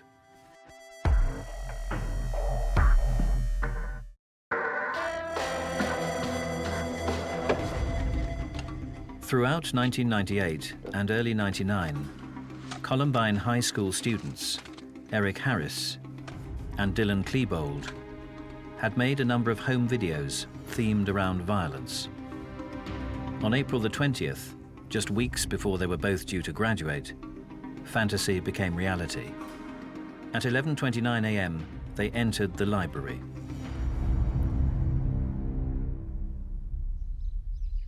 Like his fellow students, 16-year-old Craig Scott was hiding under a table with his friends Matt and Isaiah.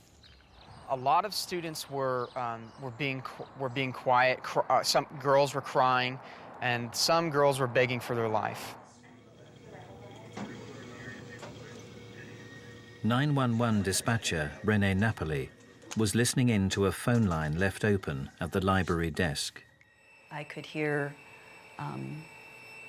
them speaking, as well as the children in the library. And there was the definite sound of gunshots. They actually fired out the windows at the police officers, and 2 of those police officers, or deputy sheriffs, fired back. They then walked over and they started systematically shooting the kids. They treated it like it was a game, like they were having fun. At one point, they would pop underneath a table, they would say something like peekaboo, and they would shoot someone. I think that they were enjoying themselves through a good portion of the shooting. There was a lot of hooting and hollering and false bravado between the 2 of them. 3 would be shot dead and 4 injured before Harris and Klebold worked their way towards Craig Scott. They came over to where I was, and they saw Isaiah. And Isaiah was one of the very few African-American students in our school. And I believe Dylan called Eric over and using a racial slur. We have an N-word over here. At one point, he was kind of backing up underneath the table, and then at one point, he was being pulled out. And this is something that came up in my memory later. I remember Isaiah said, "I want to see my mom." They shot Isaiah, and then they turned their gun towards Matt, and they shot Matt. I had decided to pretend to be dead and not draw any attention to myself. And so I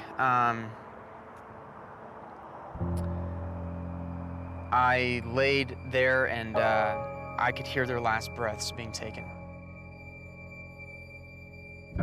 5 more students would lose their lives, leaving 10 dead and 12 injured in the deadly library spree, before Harris and Klebold left the room at 11:36 a.m. and began wreaking further havoc around the school. Deputy County Sheriff's Office, do you have an emergency?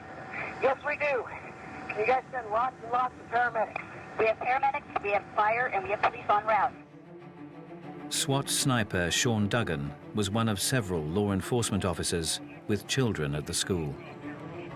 I got a page, and it said, all SWAT respond to a critical incident. So I have all my gear, and I'm trying to call my daughter, and she's not answering her page, and she was a senior in the school that day. So I'm a little frantic that she's not responding. Hundreds of emergency personnel were flocking to the school. There was ambulances and fire trucks and police cars and sheriff's cars parked everywhere.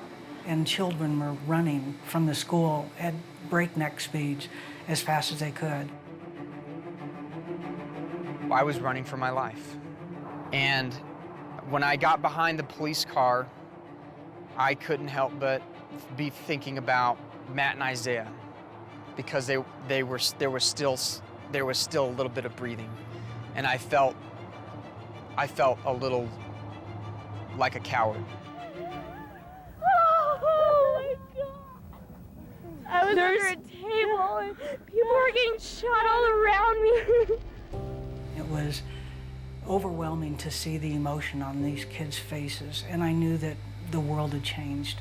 And there's so many people. Oh my God. Everybody was calling 911 from inside the school, from outside the school. So the information that we were getting was conflicting. As a sniper, you ask what your rules of engagement are. Is this a deadly force situation? And I was told if any high school age kids come out in black trench coats with weapons, they were to be shot. Amongst the confusion, the name of one suspect began to trickle out. I spoke to Brooke Brown, who's a student. Okay. He's given me good suspect information. I think this is the guy. Okay, what do you got for a name? Okay, last name is Harris. He was friends with him approximately 2 years ago, but then he started acting really strange. Okay. It would be revealed that Eric Harris's behavior had already been seriously worrying some people. Along the way, Eric did let out a lot of signs. He had on his website talking about how he wanted to kill all sorts of people, hundreds of people, wanted to kill everybody in Denver. And in particular, Brooks Brown, his former friend. Disputes like the incident with the broken windshield had put Brown on Harris's hit list. Brooks was supposed to pick Eric up for school, and Brooks was terrible with being on time, and Brooks slept in and didn't pick him up, and that was it. That was it. And I said to Brooks, can you smooth it over? And Brooks said, it doesn't work that way with Eric. And so that was the indication Eric doesn't forgive. He was an injustice collector. Dylan, who was still friends with, and had been lifelong friends with Brooks, warned Brooks to go to a website and see what was going on. He was posting threats about wanting to kill Brooks, and that's the thing we took to the police. And from when he started making the death threats, he wasn't allowed in our house anymore. We knew that Eric was dangerous. We did not know Dylan was When we turned them into the police, Eric was into pipe bombs, and he was talking about it on his website. There was actually a search warrant drawn up but then was never taken before a judge to search Eric's house. That was never followed up on because there was another series of murders in the town where the person investigating sort of went off that case for a while and never picked it up again. Dex! But Harris and Klebold's plan involved something much worse than homemade pipe bomb grenades, as Sean Graves, still paralyzed and bleeding half inside the cafeteria door, was about to experience. I started hearing the gunshots getting closer, and that's when I realized that they were coming down the stairs in the cafeteria. They just kept getting closer and closer and closer, and I started hearing explosions. But every time there was a shot, and then one of those larger booms went off, I flinched. Harris and Klebold's killing spree had not just been planned as a shooting. Before they had opened fire that morning, they had placed 2 large explosive devices in the canteen. They had been timed to explode at 11:17 a.m., and the 2 students had planned to wait outside to pick off any survivors fleeing the scene. Eric Harris had even gone so far as to study how many people were in the cafeteria at any given time during the lunch hour. So he set those bombs to go off when he would have the mass casualty. Approximately 450 is what he was estimating, and we had 455 kids down there. The bomb's timers had not worked, which is why Harris and Klebold had begun their killing spree with their guns. However, they'd not given up on their dream of blowing up the school. Well, I didn't know it at the time. There was actually a propane canister bomb, essentially, that was no more than 5 feet from where I was laying. And they were shooting at it, trying to get the bomb to go off.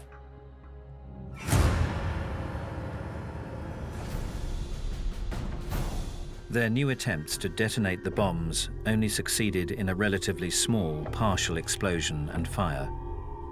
But they were a sign of a highly planned, premeditated suicide mission. These 2 students did not just snap. In this case, it was clear they began talking about doing something like this just about a little over a year before. Eric Harris's first entry in his journal, in his notebook, is April 10th, 1998. The first words I read, I think, kind of set the tone, and it was, I hate the effing world. You know, he's not talking about hating jocks. He's not talking about, you know, any kind of particular group. Later, he makes fun of just about everybody. People who drive too slow in the fast lane, people who say across instead of across, or, you know, mispronounce words, you know. Any trivial thing, you know, there's nothing too trivial for Eric to have contempt for you. Dylan also had a lot of writings and notes that he left. His centered around his emotions, his feelings. He clearly stated he was depressed. He clearly stated that his life was a mess. Dylan's journal went on for 2 years, and the very first page, he talks about killing himself. He had a miserable perception of himself, and often at complete odds with reality. He was, in my mind, a classic adolescent depressive, or going through an adolescent depressive episode. When confronted with some of his inappropriate behavior, he would get extremely angry, whereas when people confronted Eric with some of his earlier misbehaviors, he would respond in a classic psychopathic way. He would tell you what you wanted to hear, promise never to do it again, and would be looking you in the eyes and deliberately telling you what he thought you wanted to hear. Harris had a personality disorder that made him lacking in empathy for the suffering of victims, made him very manipulative and crafty. You know, he had an uncanny ability to present himself any way he wanted, so he looked like a good guy to many people, but actually he didn't have a conscience, or what Sigmund Freud called a superego. Brooks Brown's mother experienced Eric's excuses when his father sent him around to apologize for damaging her son's windscreen. He looked at me and he said, "Mrs. Brown, I'm sorry, I didn't mean any harm." And I said, "Look, Eric, You can pull the wool over everyone's eyes, but you're not going to do it over mine. You come by this house, you threaten my kid, you do damage, I'm going to call the police. So you stay away from our house and stay away from me. And he said, are you calling me a liar? And I said, yes, I am. And don't come around the house again. And he got bright red. I mean, he was so angry at me, and he left the house. Together, Eric Harris and Dylan Klebold had become a deadly partnership. And the two killers were now wreaking havoc not only inside the school, but outside too, as parents feared for the fate of their children. About the time I got to my sniper position, my phone rang and it was my daughter. And I said, are you okay? She says, yeah, I'm home. And I said, okay, I have to go. I love you. And we hung up. Many parents, including Daniel Mauser's father, learned of the unfolding events through the media. There on the television was news coverage. It looked terrible. But I said to myself, well, if there's something going wrong at the school, certainly my son wouldn't be involved. He was not somebody who'd be in trouble or being targeted by somebody. When I got home, my wife had a very concerned look on her face. Why wasn't he calling us? So I agreed to go to another school where a number of the students were being taken in school buses after they escaped. And as I was driving, I was listening to the news coverage. And at one point, I heard them mention that they were taking some students to the hospital. And one of the ones they mentioned was a 15-year-old boy who was shot. So of course, the first thing I thought was, 15 years old, that's how old Daniel is. What if that's Daniel? Could that be my son? At the nearby elementary school, many parents would be reunited with their traumatized kids. I saw parents walking out with children, and I just said to myself, I want to be one of them. I want to get this over with. I want to be one of those people. By 12:02 p.m., Columbine High School, cafeteria exit, student Sean Graves, bleeding profusely, had passed out. Meanwhile, 2 medic units approached his location. I drove around the south side as we're pulling into the parking lot through all the cars, see several students hiding behind cars, several deputies with their weapons trained on the building. I couldn't figure out what woke me up, but when I did snap back to it, there was some commotion behind me, and as I overlooked my shoulder, there was an ambulance sitting right behind me. I saw 2 paramedics. One jumped out of the driver's seat and the other from the back of the ambulance, and they grabbed me, picked me up by my shirt and my belt, and they were dragging me out. And I remember just looking down to see my arms and my legs dangling. And that's when the shooters realized that somebody was down there helping us, and I could see the concrete, just poofs of white dust. They were opening fire on us. They were trying to kill us again. Holed up amongst the dead and injured in the library, Eric Harris and Dylan Klebold now had their weapons trained on the paramedics and casualties below.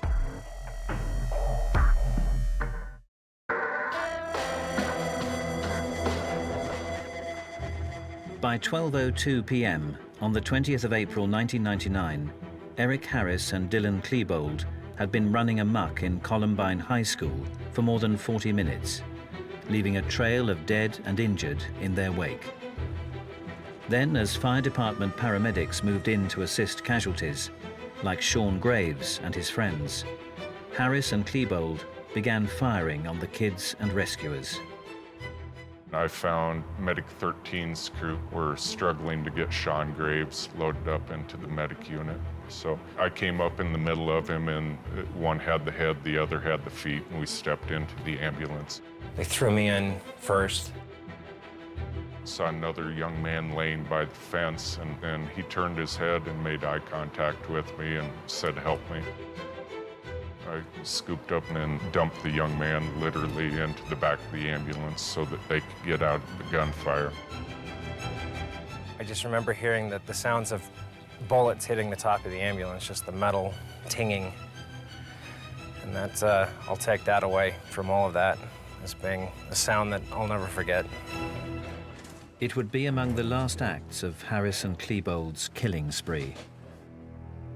They were shooting at the cops, they were taking pot shots, and police were firing back. And I think they realized the only escape was going to be into the long arm of the law and a prosecution and jail and prison. And I think there was a thought of, let's end this the way we want it to end. Let's control our own destiny. At around 12:08 p.m., Eric Harris and Dylan Klebold took their own lives. But for the children of Columbine High School and their parents, the nightmare was far from over. Kids would leave Columbine and they would be placed on a bus and reunified with their parents. And as the night went on, buses were not arriving and there were still parents left. After nothing happening for a while, they informed us that there was one last school bus that was coming. One last school bus with students. But for some desperate parents, clinging on to the hope that their children would return, there was to be no happy ending. Later on, the authorities confirmed to us that they made a terrible mistake. There was no last school bus. At the end of the day, we had 13 innocent people killed, which were 12 students and one teacher. In addition, Harris and Klebold also dead by apparent suicide in the library. So we knew we had 15 fatalities, most of the fatalities in the library. For Craig Scott, who had suffered the trauma of having his friends murdered beside him in the library, there was worse to come when he learned of the fate of his sister. Rachel was the first one that was killed, and she had been killed right outside the school library. And I realized that when I ran out of the school, I had ran right by Rachel. And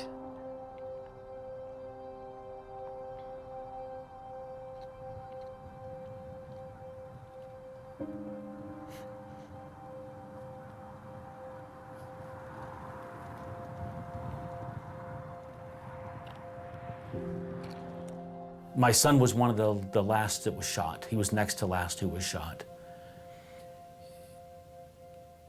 And from the reports that we have, Eric Harris looked at Daniel and insulted him. I believe it was he called him Four Eyes because he wore glasses. And he fired a shot that went into Daniel's hand. Daniel fought back. He took the chair that was there and he pushed it towards Eric Harris.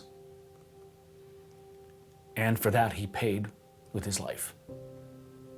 Eric Harris fired one more time and shot him in the face. Killed him. So what caused these two students, both just weeks away from graduating, to have such disdain for human life? These two kids did not come out of their mother's womb hating. What happened from the time they were born to the time that they carried out this horrific act? One thing that is erroneous is to talk about why they did this, implying that it was for the same reasons. They were two basically different guys. In my colloquialisms, I would say Eric Harris was filled with anger, with rage. He wanted to hurt other people and didn't care if he died. Dylan, on the other hand, I believe was hurting inside and at various times wanted to die because he felt so bad he just saw no reason to keep on living. People who study these call them dyads, and there's a long history of Bonnie and Clyde, Leopold and Loeb. And very often, most often, you have a stronger person and a weaker person. In this case, Dylan had incredibly low self-esteem, needed somebody to validate him, make him feel good about himself. Some consider bullying at the school to be the primary factor. Once you hate the bullies and no one does anything to defend you, you hate the people in the class that don't say anything. You hate the teacher that doesn't say anything. You hate the counselors that allow it to happen. They, in essence, end up hating the school, not just the bullies. They hate the school, and they want to kill the school. I think that they didn't see that they had a lot going for them. They became isolated, and that isolation and then exposure to a lot of negative influences in their life that they chose to focus on, I think really took them towards a darker and darker place.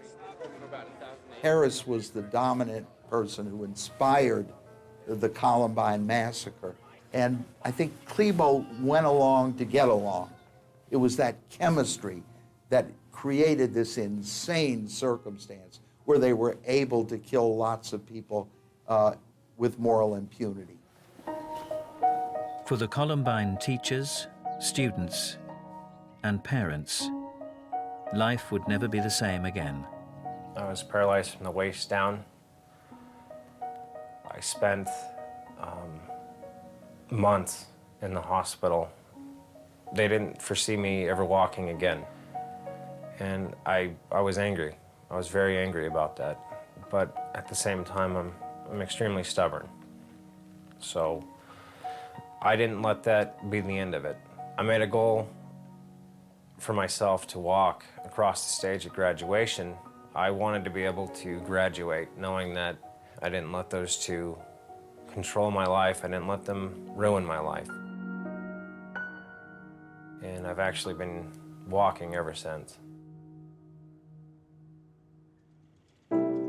For 911 dispatcher René Napoli, who listened as 10 children were murdered in the library, the enormity of what she'd heard soon hit home. My first day off, I went to pick up my children from high school, and I had a really hard time picking up my own children from high school. So much so that my son had to drive home. And that's when it really hit me, is that I'm able to pick up my children from high school and somebody else is not able to do that. The words that we have here were written by my wife. She did a great job of summing up Daniel's life and what this means to us to have this here, to honor him. Wow.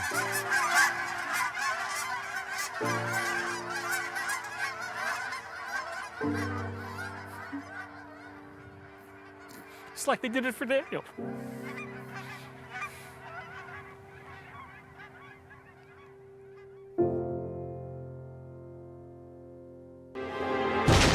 In 2011, during just one afternoon, Anders Breivik embarked on a murderous rampage that would send shockwaves around the globe. We all had the sensation that an act of war was really taking place. As the clock ticked, the body count rose. We had no idea if there was 15 people shooting, one person shooting. Death toll was just rising all the time. Now I was convinced I was dead. And with it the question, why had Breivik waged a 3.5-hour war on his own innocent countrymen? It's like trying to understand Ted Bundy or Adolf Hitler. And committed history's deadliest killing spree. Who did this? Who is behind this? Where did the hatred come from?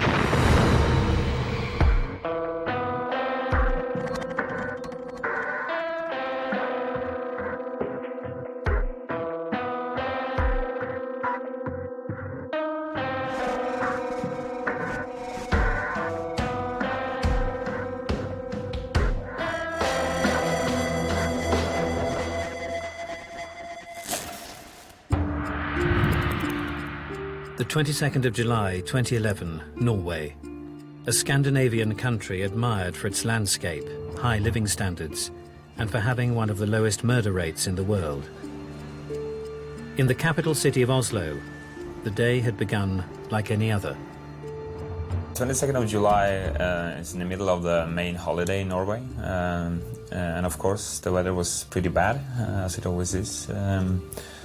But it's still summer, so most of the people were actually at holiday. Pretty normal summer's day in Norway, actually. We were in the office, and it was quite a busy Friday. We were all looking forward to the weekend. At 3:18 p.m, a white van is captured on CCTV, parking next to Norway's government headquarters.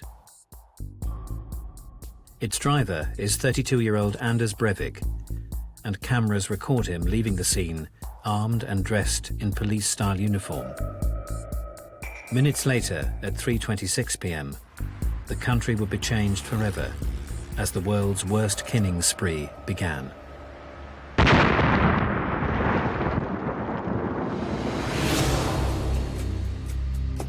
Og det var meldt om masse regn, og hørte jo da et voldsomt drønn. Jeg begynte å lure på om det kunne være tordenvær som hadde satt inn, men det var det ikke. Jeg hørte det var en veldig spesiell snert, et tungt drønn. Joachim Ringstad, a local shop owner, would feel the ferocity of the explosion firsthand.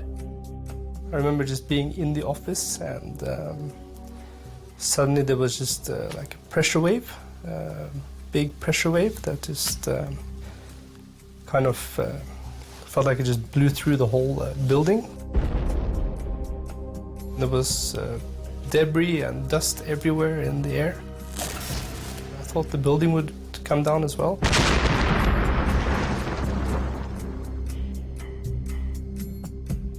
Local businessman Johan Tandberg would be one of the first on the scene to witness the unfolding fallout. When the bomb exploded, I was underneath this building here in my car, driving. Actually, I was on my way home. I had to lay down on the floor in my car. I thought the ceiling was coming down. I was scared.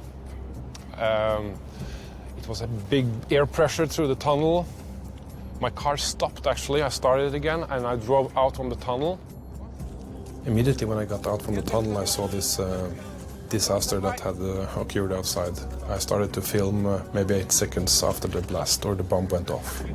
The massive deadly blast, killing 8, transformed Oslo from tranquil to terrifying.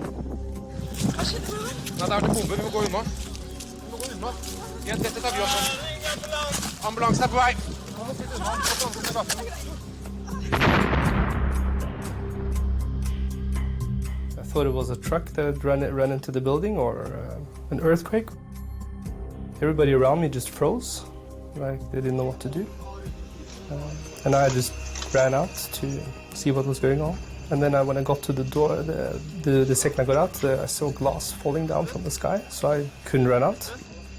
I saw people on the street, people were laying on the street. It was very quiet, I can remember. It was totally silent. Only thing I can hear was the alarm inside the buildings, the fire alarms.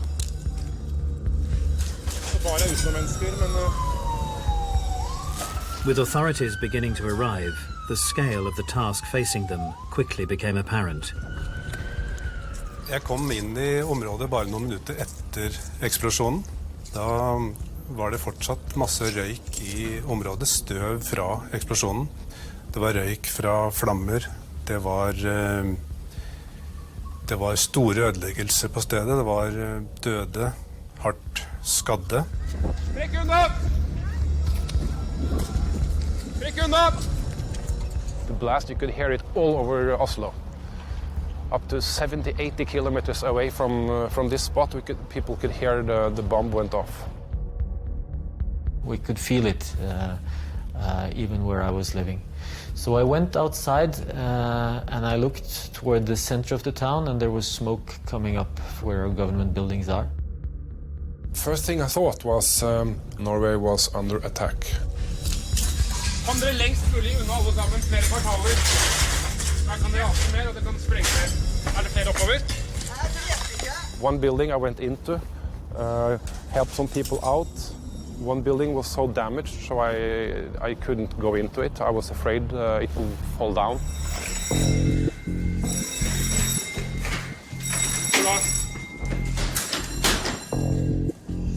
Er det folk her? Er det folk her? It was vacation, it was summer, it was 3 o'clock in the afternoon. Most of the people were not at work, thank God. So most of the offices were empty. The doors, the walls, everything was smashed in, so you couldn't see that it has been an office. People were really scared in town for more bombs or for who did it. The white van parked outside the government buildings had been packed with almost a ton of fertilizer-based explosives. Its detonation had left 8 dead and more than 80 injured.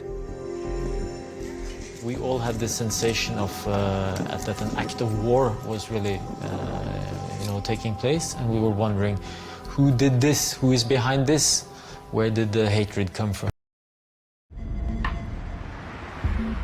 At 3:26 p.m, the 22nd of July 2011, Norway's capital city of Oslo had been devastated by a massive car bomb. It was a day that Anders Breivik had been preparing for months, and the bombing was merely the beginning of his killing spree. The 13th of February 1979, Oslo.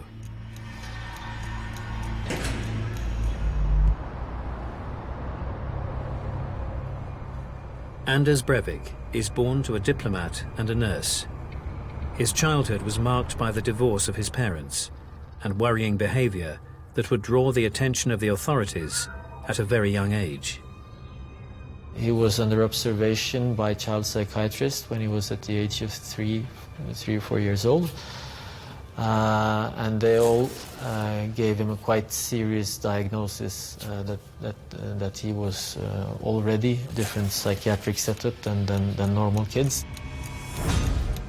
At the age of 4, Breivik was assessed by psychologists because they became quite concerned about the home life his mother was bringing him up in.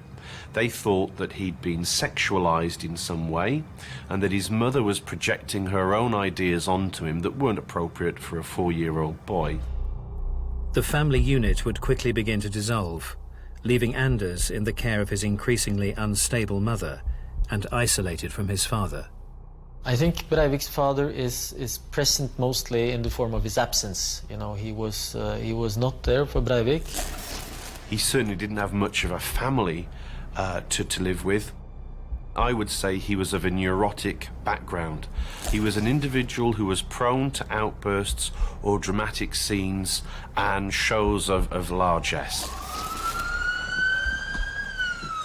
As the dust began to settle in Oslo's city centre, the investigation had begun into who could be behind the atrocity.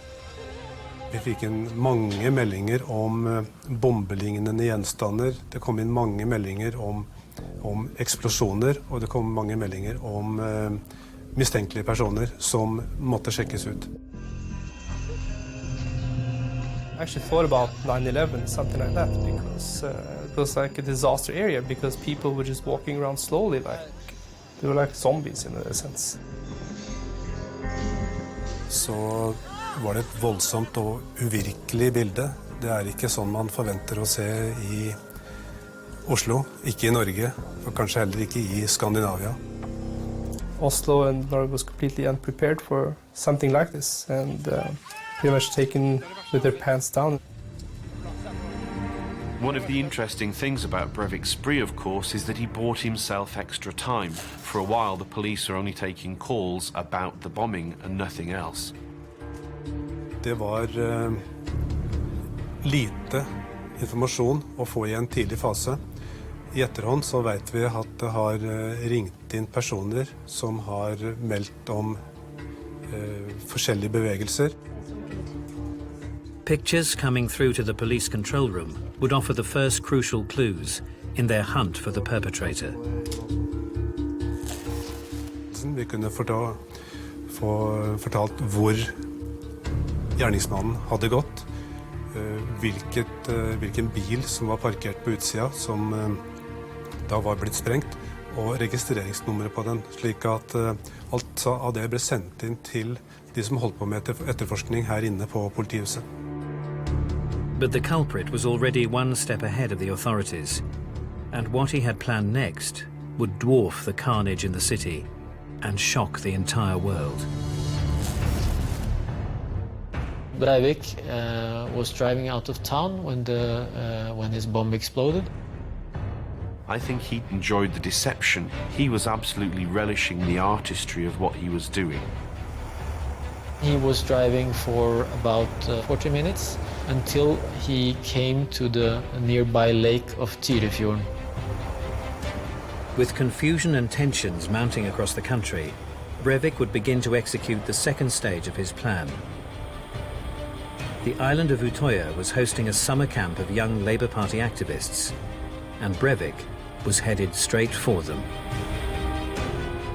And he parked his car on the ferry crossings over to Utøya, and he presented himself as security police officers there to instruct them about security measures that needed to be taken in light of the explosion that had just happened in Oslo.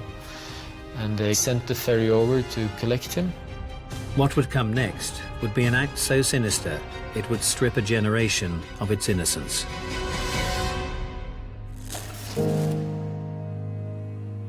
Located 50 minutes outside of Oslo, the picturesque island of Utøya is famed for its outstanding natural beauty. Utøya is actually like whole Norway just placed within a couple of 1,000 square feet. Playing host to the annual summer camp for the youth division of the Labour Party, Utøya seemed a perfectly formed paradise. From air, it looks like a heart just dropped into the ocean. Every year we've been using the island for a big summer camp where we gather maybe 700 youth one week in July. I cannot explain it in any other word than a perfect summer camp.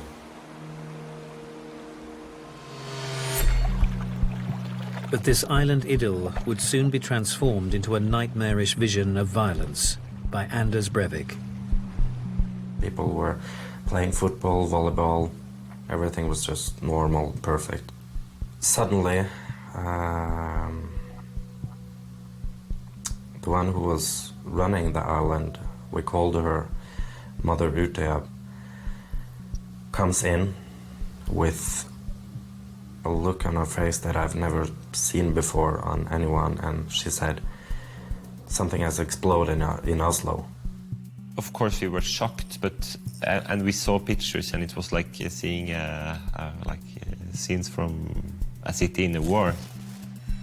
It was like someone switched the light off and took the breath out of everybody's lungs. It was no joy anymore.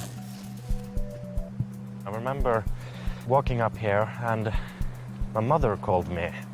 She was worried something happened to me, and I said, no, nothing happened. I'm on Utøya.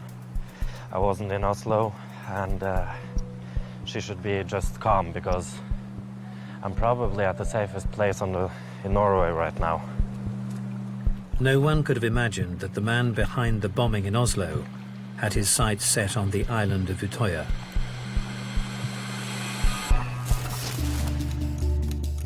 Anders Breivik's position as an outsider had been defined at an early age.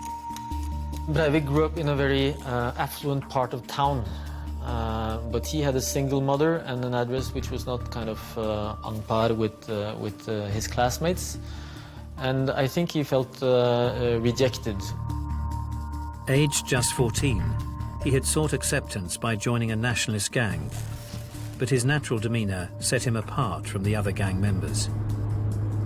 As I remember meeting this guy, it's probably on a party.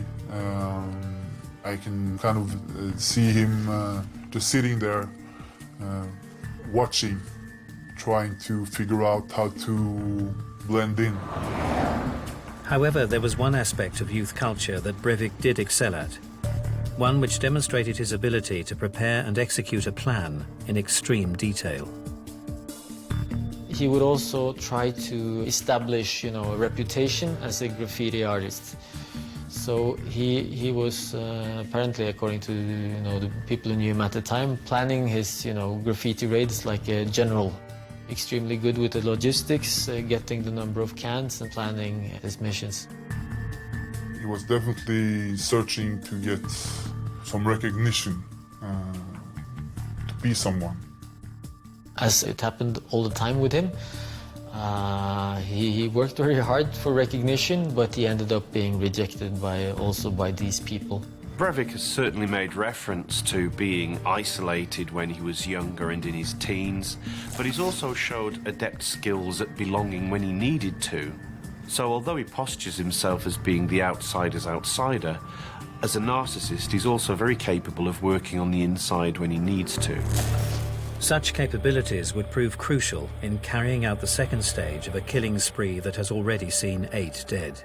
Noe senere så fikk vi melding om at gjerningsmannen kunne ha en politiuniform på seg, at han kunne ha en skuddsikker hjelm, og at han hadde våpen i hånd. At 5:17 p.m. on the 22nd of July 2011, the ferry arrived at the island of Utøya.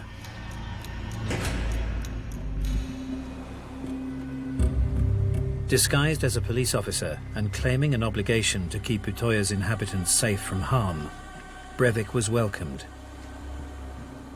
They sent the ferry over to collect him, and they carried his big suitcase with his ammunition.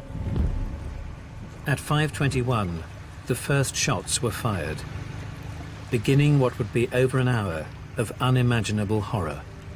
The first thing he did was to go and ask for the guardsmen of the island to come with him, and the woman who was the head of the camp, and then he drew his pistol and he shot them both in the head. I could see people running and him shooting, and I could see 3 people fall just right here. At 5:23, Anders Breivik approached the cafeteria, a building busy with youngsters. I were in the cafeteria, and then I saw very many people that were running outside, and I called them because there were no reason to run like they were doing. And one of them told me that a guy were shooting them, and I both took it serious because he had a very stressed voice, but also I thought it was a joke. I thought maybe this was an act. I thought this day has been already so absurd it couldn't get any worse. I ran outside of the building, and then there were already some people that were lying outside that were killed. And then that was the moment I understood that this was for real. As confusion spread amongst the campers, Breivik maintained a menacing calm.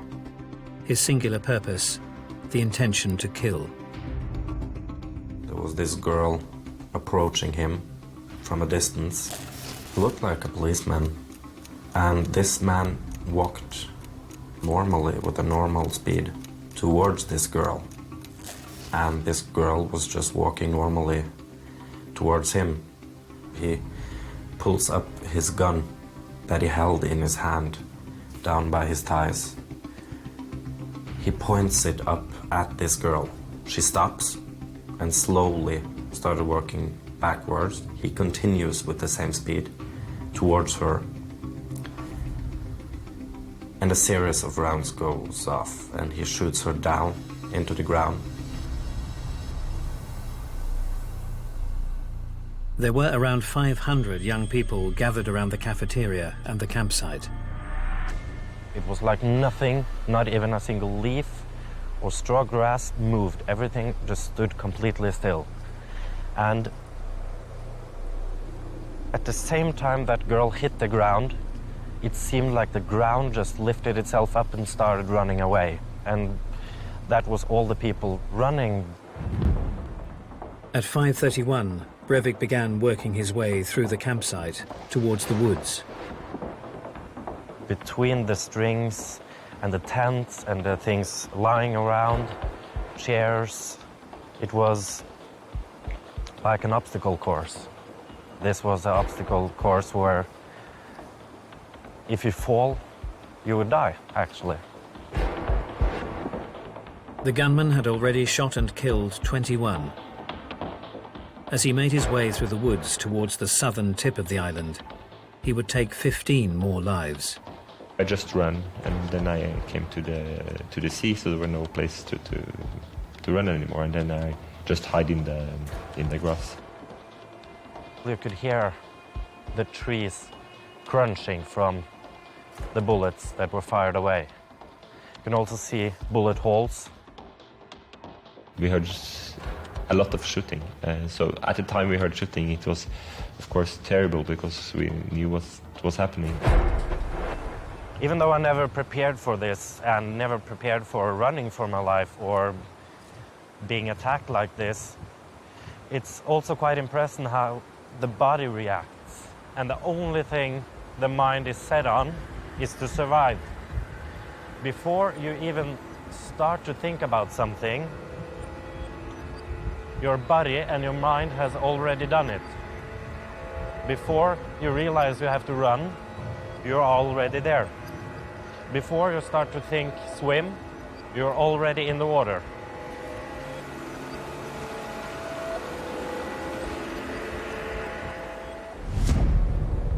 Rumours of the atrocities unfolding on Utøya began to circulate across Norway. Journalist Marius Andersen would be dispatched in a helicopter to investigate.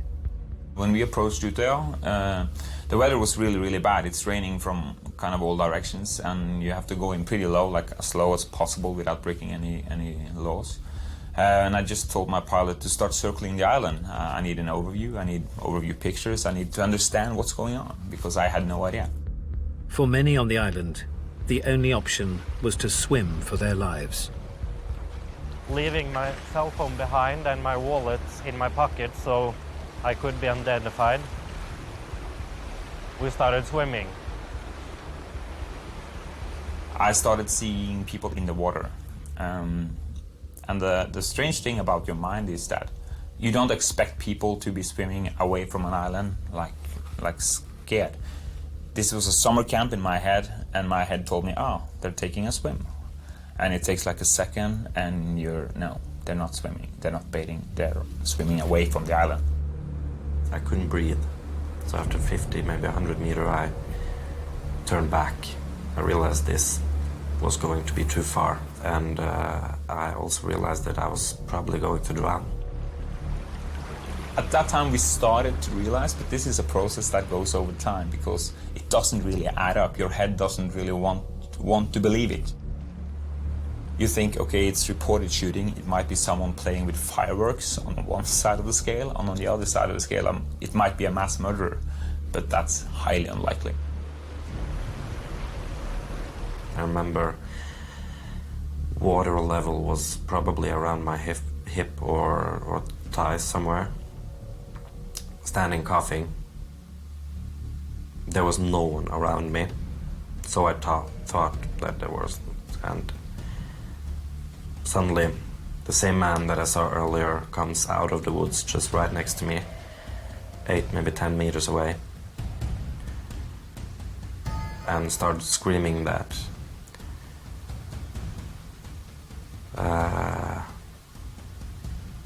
I'm going to kill you, and you must all die today.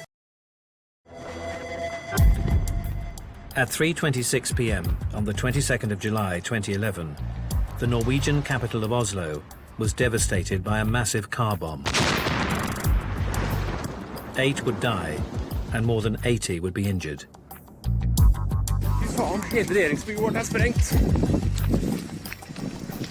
Nearly 2 hours later, a new horror had begun 25 miles away, when a gunman began running amok on Utøya, a small island packed with young people attending a left-wing Labour Party camp. Journalist Marius Andersen was in a helicopter above the island, but was as confused as the people on the ground. At that point we had no idea if there was 15 people shooting, one person shooting. We didn't know that there was one guy dressed as a cop. But I remember I saw a big, tall character, which I then thought, okay, that might be police. The gunman, dressed as a police officer, was 32-year-old Anders Breivik, and he had already taken the lives of 36 people on the island. At 5:40 p.m, he began shooting at the youngsters in the water. he started shooting into the water after the people that were swimming. And when you saw the columns of water that were rising from the bullets, you realized this is happening for real. And after he finished shooting, he turned around towards me and aims at me. You could see into the barrel. I don't know why I screamed, but I did. But I screamed that, "No, don't shoot me." In the blink of an eye, he pulls down his rifle, turns around and walks away. Later, Breivik would claim that he hadn't shot Adrian at that moment because he looked right-wing in appearance. When he was 27 years old, Breivik had left his shared flat and began detaching himself from the world. He moved into his mother's apartment and began immersing himself in a world of online gaming and extremist internet sites. He was isolated, living with his mother, staying mostly in his room, playing computer games almost incessantly, visiting extremist websites. He also started to behave rather oddly. He would be sometimes very angry with his mother, and when she was ill, he would use a face mask to avoid contamination somehow. And he would go around in the apartment dressed up in some of these uniforms that he purchased. It was really props for this character he was building for himself. Friends would notice a change in the anti-Islamist, describing him as increasingly withdrawn and reclusive. Many spree killers have undergone a period of social withdrawal and social isolation in the few months before they actually engage in their lethal attack.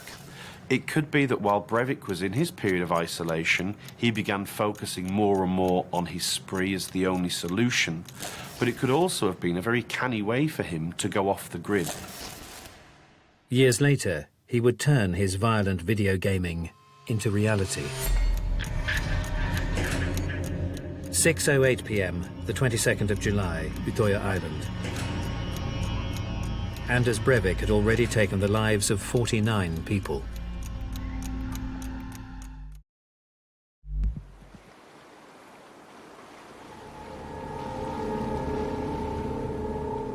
With police occupied by events in Oslo, local residents took to the water in boats in a bid to begin a relief effort, plucking those that had chosen to swim to safety from the freezing lake. One of those residents was local hotel worker Viggo Larsen. Jeg tror det kan ha vært 15-20 båter, tenker jeg, som søkte rundt øya i alle retninger. Når jeg begynner å nærme meg, så ser jeg en T-skjorte liggende og flyte i vannet. Så jeg sklir sakte mot den som jeg da først trodde var T-skjorte, men det var da et menneske som lå på maven i sjøen og var død. The local police dispatched officers to the island. Norway's specialist counter-terrorism unit, Delta Force, would also be called into action. I called the police several times and they said they were on their way, but it took more than 1 hour, so yeah, we were completely helpless. At around 6:10 p.m, a large group of youngsters were at the pump house when a police officer arrived and informed them that the culprit had been caught. As they gathered together, he opened fire. It was Breivik, and 14 would die at that moment. The really striking aspect about the massacre on Utøya is how calm Breivik was, how methodical he was, and how careful he was. One of the common mistakes that journalists and media reports make, particularly in the immediate aftermath of a spree, is they believe that the killer was crazed, deranged, and shooting victims at random. We certainly see time and time again in spree killers that they are focused and calm and very much in control of both their emotions and the situation. For Adrian and those still trapped on the island, the terror would continue. I was there all alone. I thought maybe lightning wouldn't hit the same place 2 times, but it did. And then suddenly a group of people arrived. You could hear someone whispering, "He's coming." By 6:30 p.m., Breivik had circled the island and returned to the southern tip, where he began shooting again. The moment was captured from the circling helicopter. And the first shot was so loud. Before I even could open my eyes, I felt something warm next to my head. It felt like my head exploded. Now I was convinced I was dead. Adrian had been wounded in the shoulder. 5 of those around him would die. From what I know, the last bullet that was fired on here was the bullet that hit me in the shoulder and still is there. He was captured 1 minute and 20 seconds after the last shot.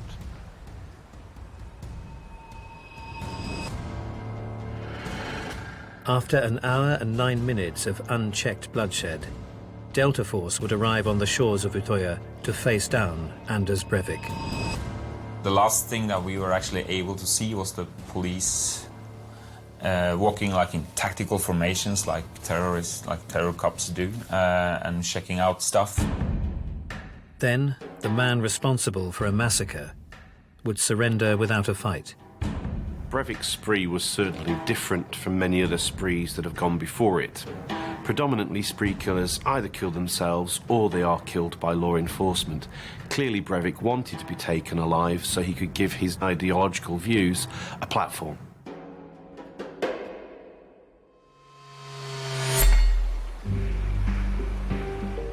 Although the violence may have been over, for those survivors left on Utøya, the trauma would continue.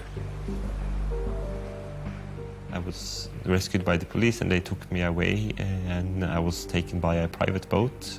But when we came to the hotel where everybody was gathered, all those who survived, I immediately understood that the numbers of the killed will be extremely high. I'd like to say anything happened so fast, but actually it didn't. It happened very slowly. It seemed like we were trapped here forever. And some part of me probably still is. In one afternoon, Anders Breivik had claimed the lives of 77 of his countrymen, 8 in Oslo and 69 on Utøya Island. He claimed to have committed the massacre as a political act.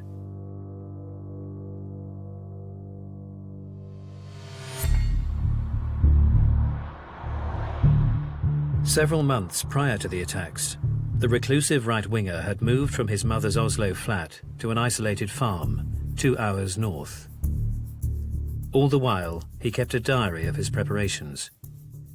These would form a significant part of a large manifesto, one that he intended to publish. He played a very savvy game of taking lots of media-friendly pictures of himself, posturing with guns, posturing in uniforms, looking very Aryan on some occasions, showing his blue eyes and his blonde hair. He saw himself as being suitable for breeding, almost like a stud for future generations of the Aryan race. So he's clearly a very narcissistic individual who knows how to sell the image of what he was trying to pass on. Under the guise of becoming a vegetable farmer, Breivik would use his seclusion to his advantage, gathering ammunition and planning his attack. This is when he researched and planned and got there with all of his equipment and started manufacturing his bomb.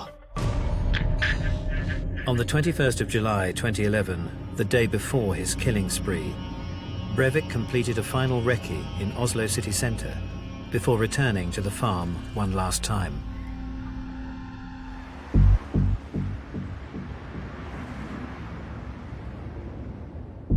He was picked up at Reyna station by taxi driver Arild Tangen. I meet Breivik in the train station. And he stand there, want a taxi, so I asked him if I maybe drive him home. The farm is about 12 kilometers from Rena Centrum. Big farms with a lot of space. He had the place and to do what he was going to do. Breivik has claimed that he spent 11 months preparing for his spree and bomb attacks. He clearly knew what he was doing, and he knew the best way to go about it. He could effectively disappear while he ordered the parts and stockpiled the weapons and bomb-making equipment that he would need. After I drive him home, he went out of the car and he just stand in the middle of the courtyard. Yes. When I let him out, he was just standing there with his briefcase. I think, why don't you go in or do something? But he just stayed there. So I took my time just to see, but I've never been down to the farm before. He had no intention to go inside the house because he was in a hurry. Breivik would wait for the taxi to leave before driving back to Oslo. At 2:09 p.m, Breivik would make his motivations public, sending out his 1,500-plus page manifesto to supposed sympathizers across Europe. Just over an hour later, his killing spree, the deadliest in world history, would begin. But what had driven Anders Breivik to commit such an unimaginable crime?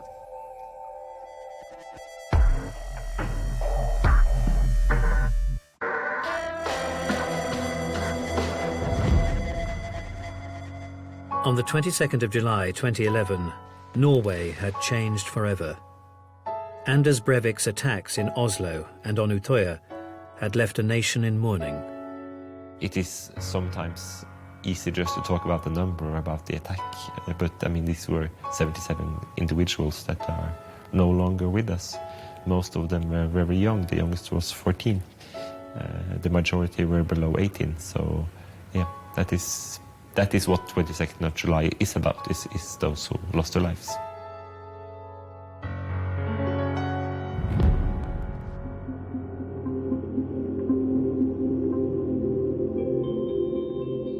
I didn't feel anger, I just felt sorrow. I felt sorry for the whole situation.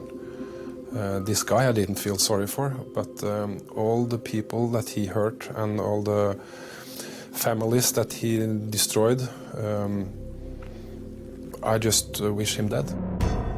In court, Breivik would attempt to use his trial as a platform to promote his twisted ideology. It seemed like the court was a kind of a theater for him. What the whole trial was about for him was to get recognition as a political terrorist, as an extremist, as a militant, and not to be somehow written off as crazy. That picture of Breivik giving the fisted salute probably did as much for his PR as his 1,500-page manifesto did. And again, that is one of the legacies of Breivik's murders, is that he's been allowed to live and allowed to publicize his deranged beliefs. Anders Behring Breivik would be found guilty of the murders of 77, 8 losing their lives in Oslo, and 69 on the island of Utøya. He would receive a 21-year sentence, the maximum possible under Norwegian law. A question that still puzzled, however, was what could have caused this man to commit such chilling crimes. To try to understand people like this, I don't think it's possible. It's like trying to understand Ted Bundy or Adolf Hitler. It's impossible. That's, I guess, the question that most of us has been asking us. How can one person do this? How can you be able to do it as a human being? The core, the essence of the hatred of Breivik stems from child abuse and was somehow refined over the years. Breivik wasn't mentally ill, but there is evidence to suggest he was either a paranoid personality type or indeed he was more likely to be someone with a narcissistic personality disorder. If you think about, could he have been stopped earlier, is that the one time he was really within the system, when somehow the Norwegian state authority recognized there was something wrong. It was at the time when he was really young, when he was 3 or 4 years old, but the system let him go. For Adrian Prekon, the court case had answered a disturbing question. It doesn't make any sense for me, and I don't know why I'm alive. How can I be this lucky? Many spree killings, we see some victims are shot, others are allowed to live. At Columbine, in Hungerford, and again in Utøya with Breivik, we see some victims are toyed with and they're allowed to survive on the whim of the offender. He explained in court after a week that he remembered why he spared me. And he said I looked like one of his, like a right-wing extremist. I didn't look like a Marxist, and he thought that I should stay alive.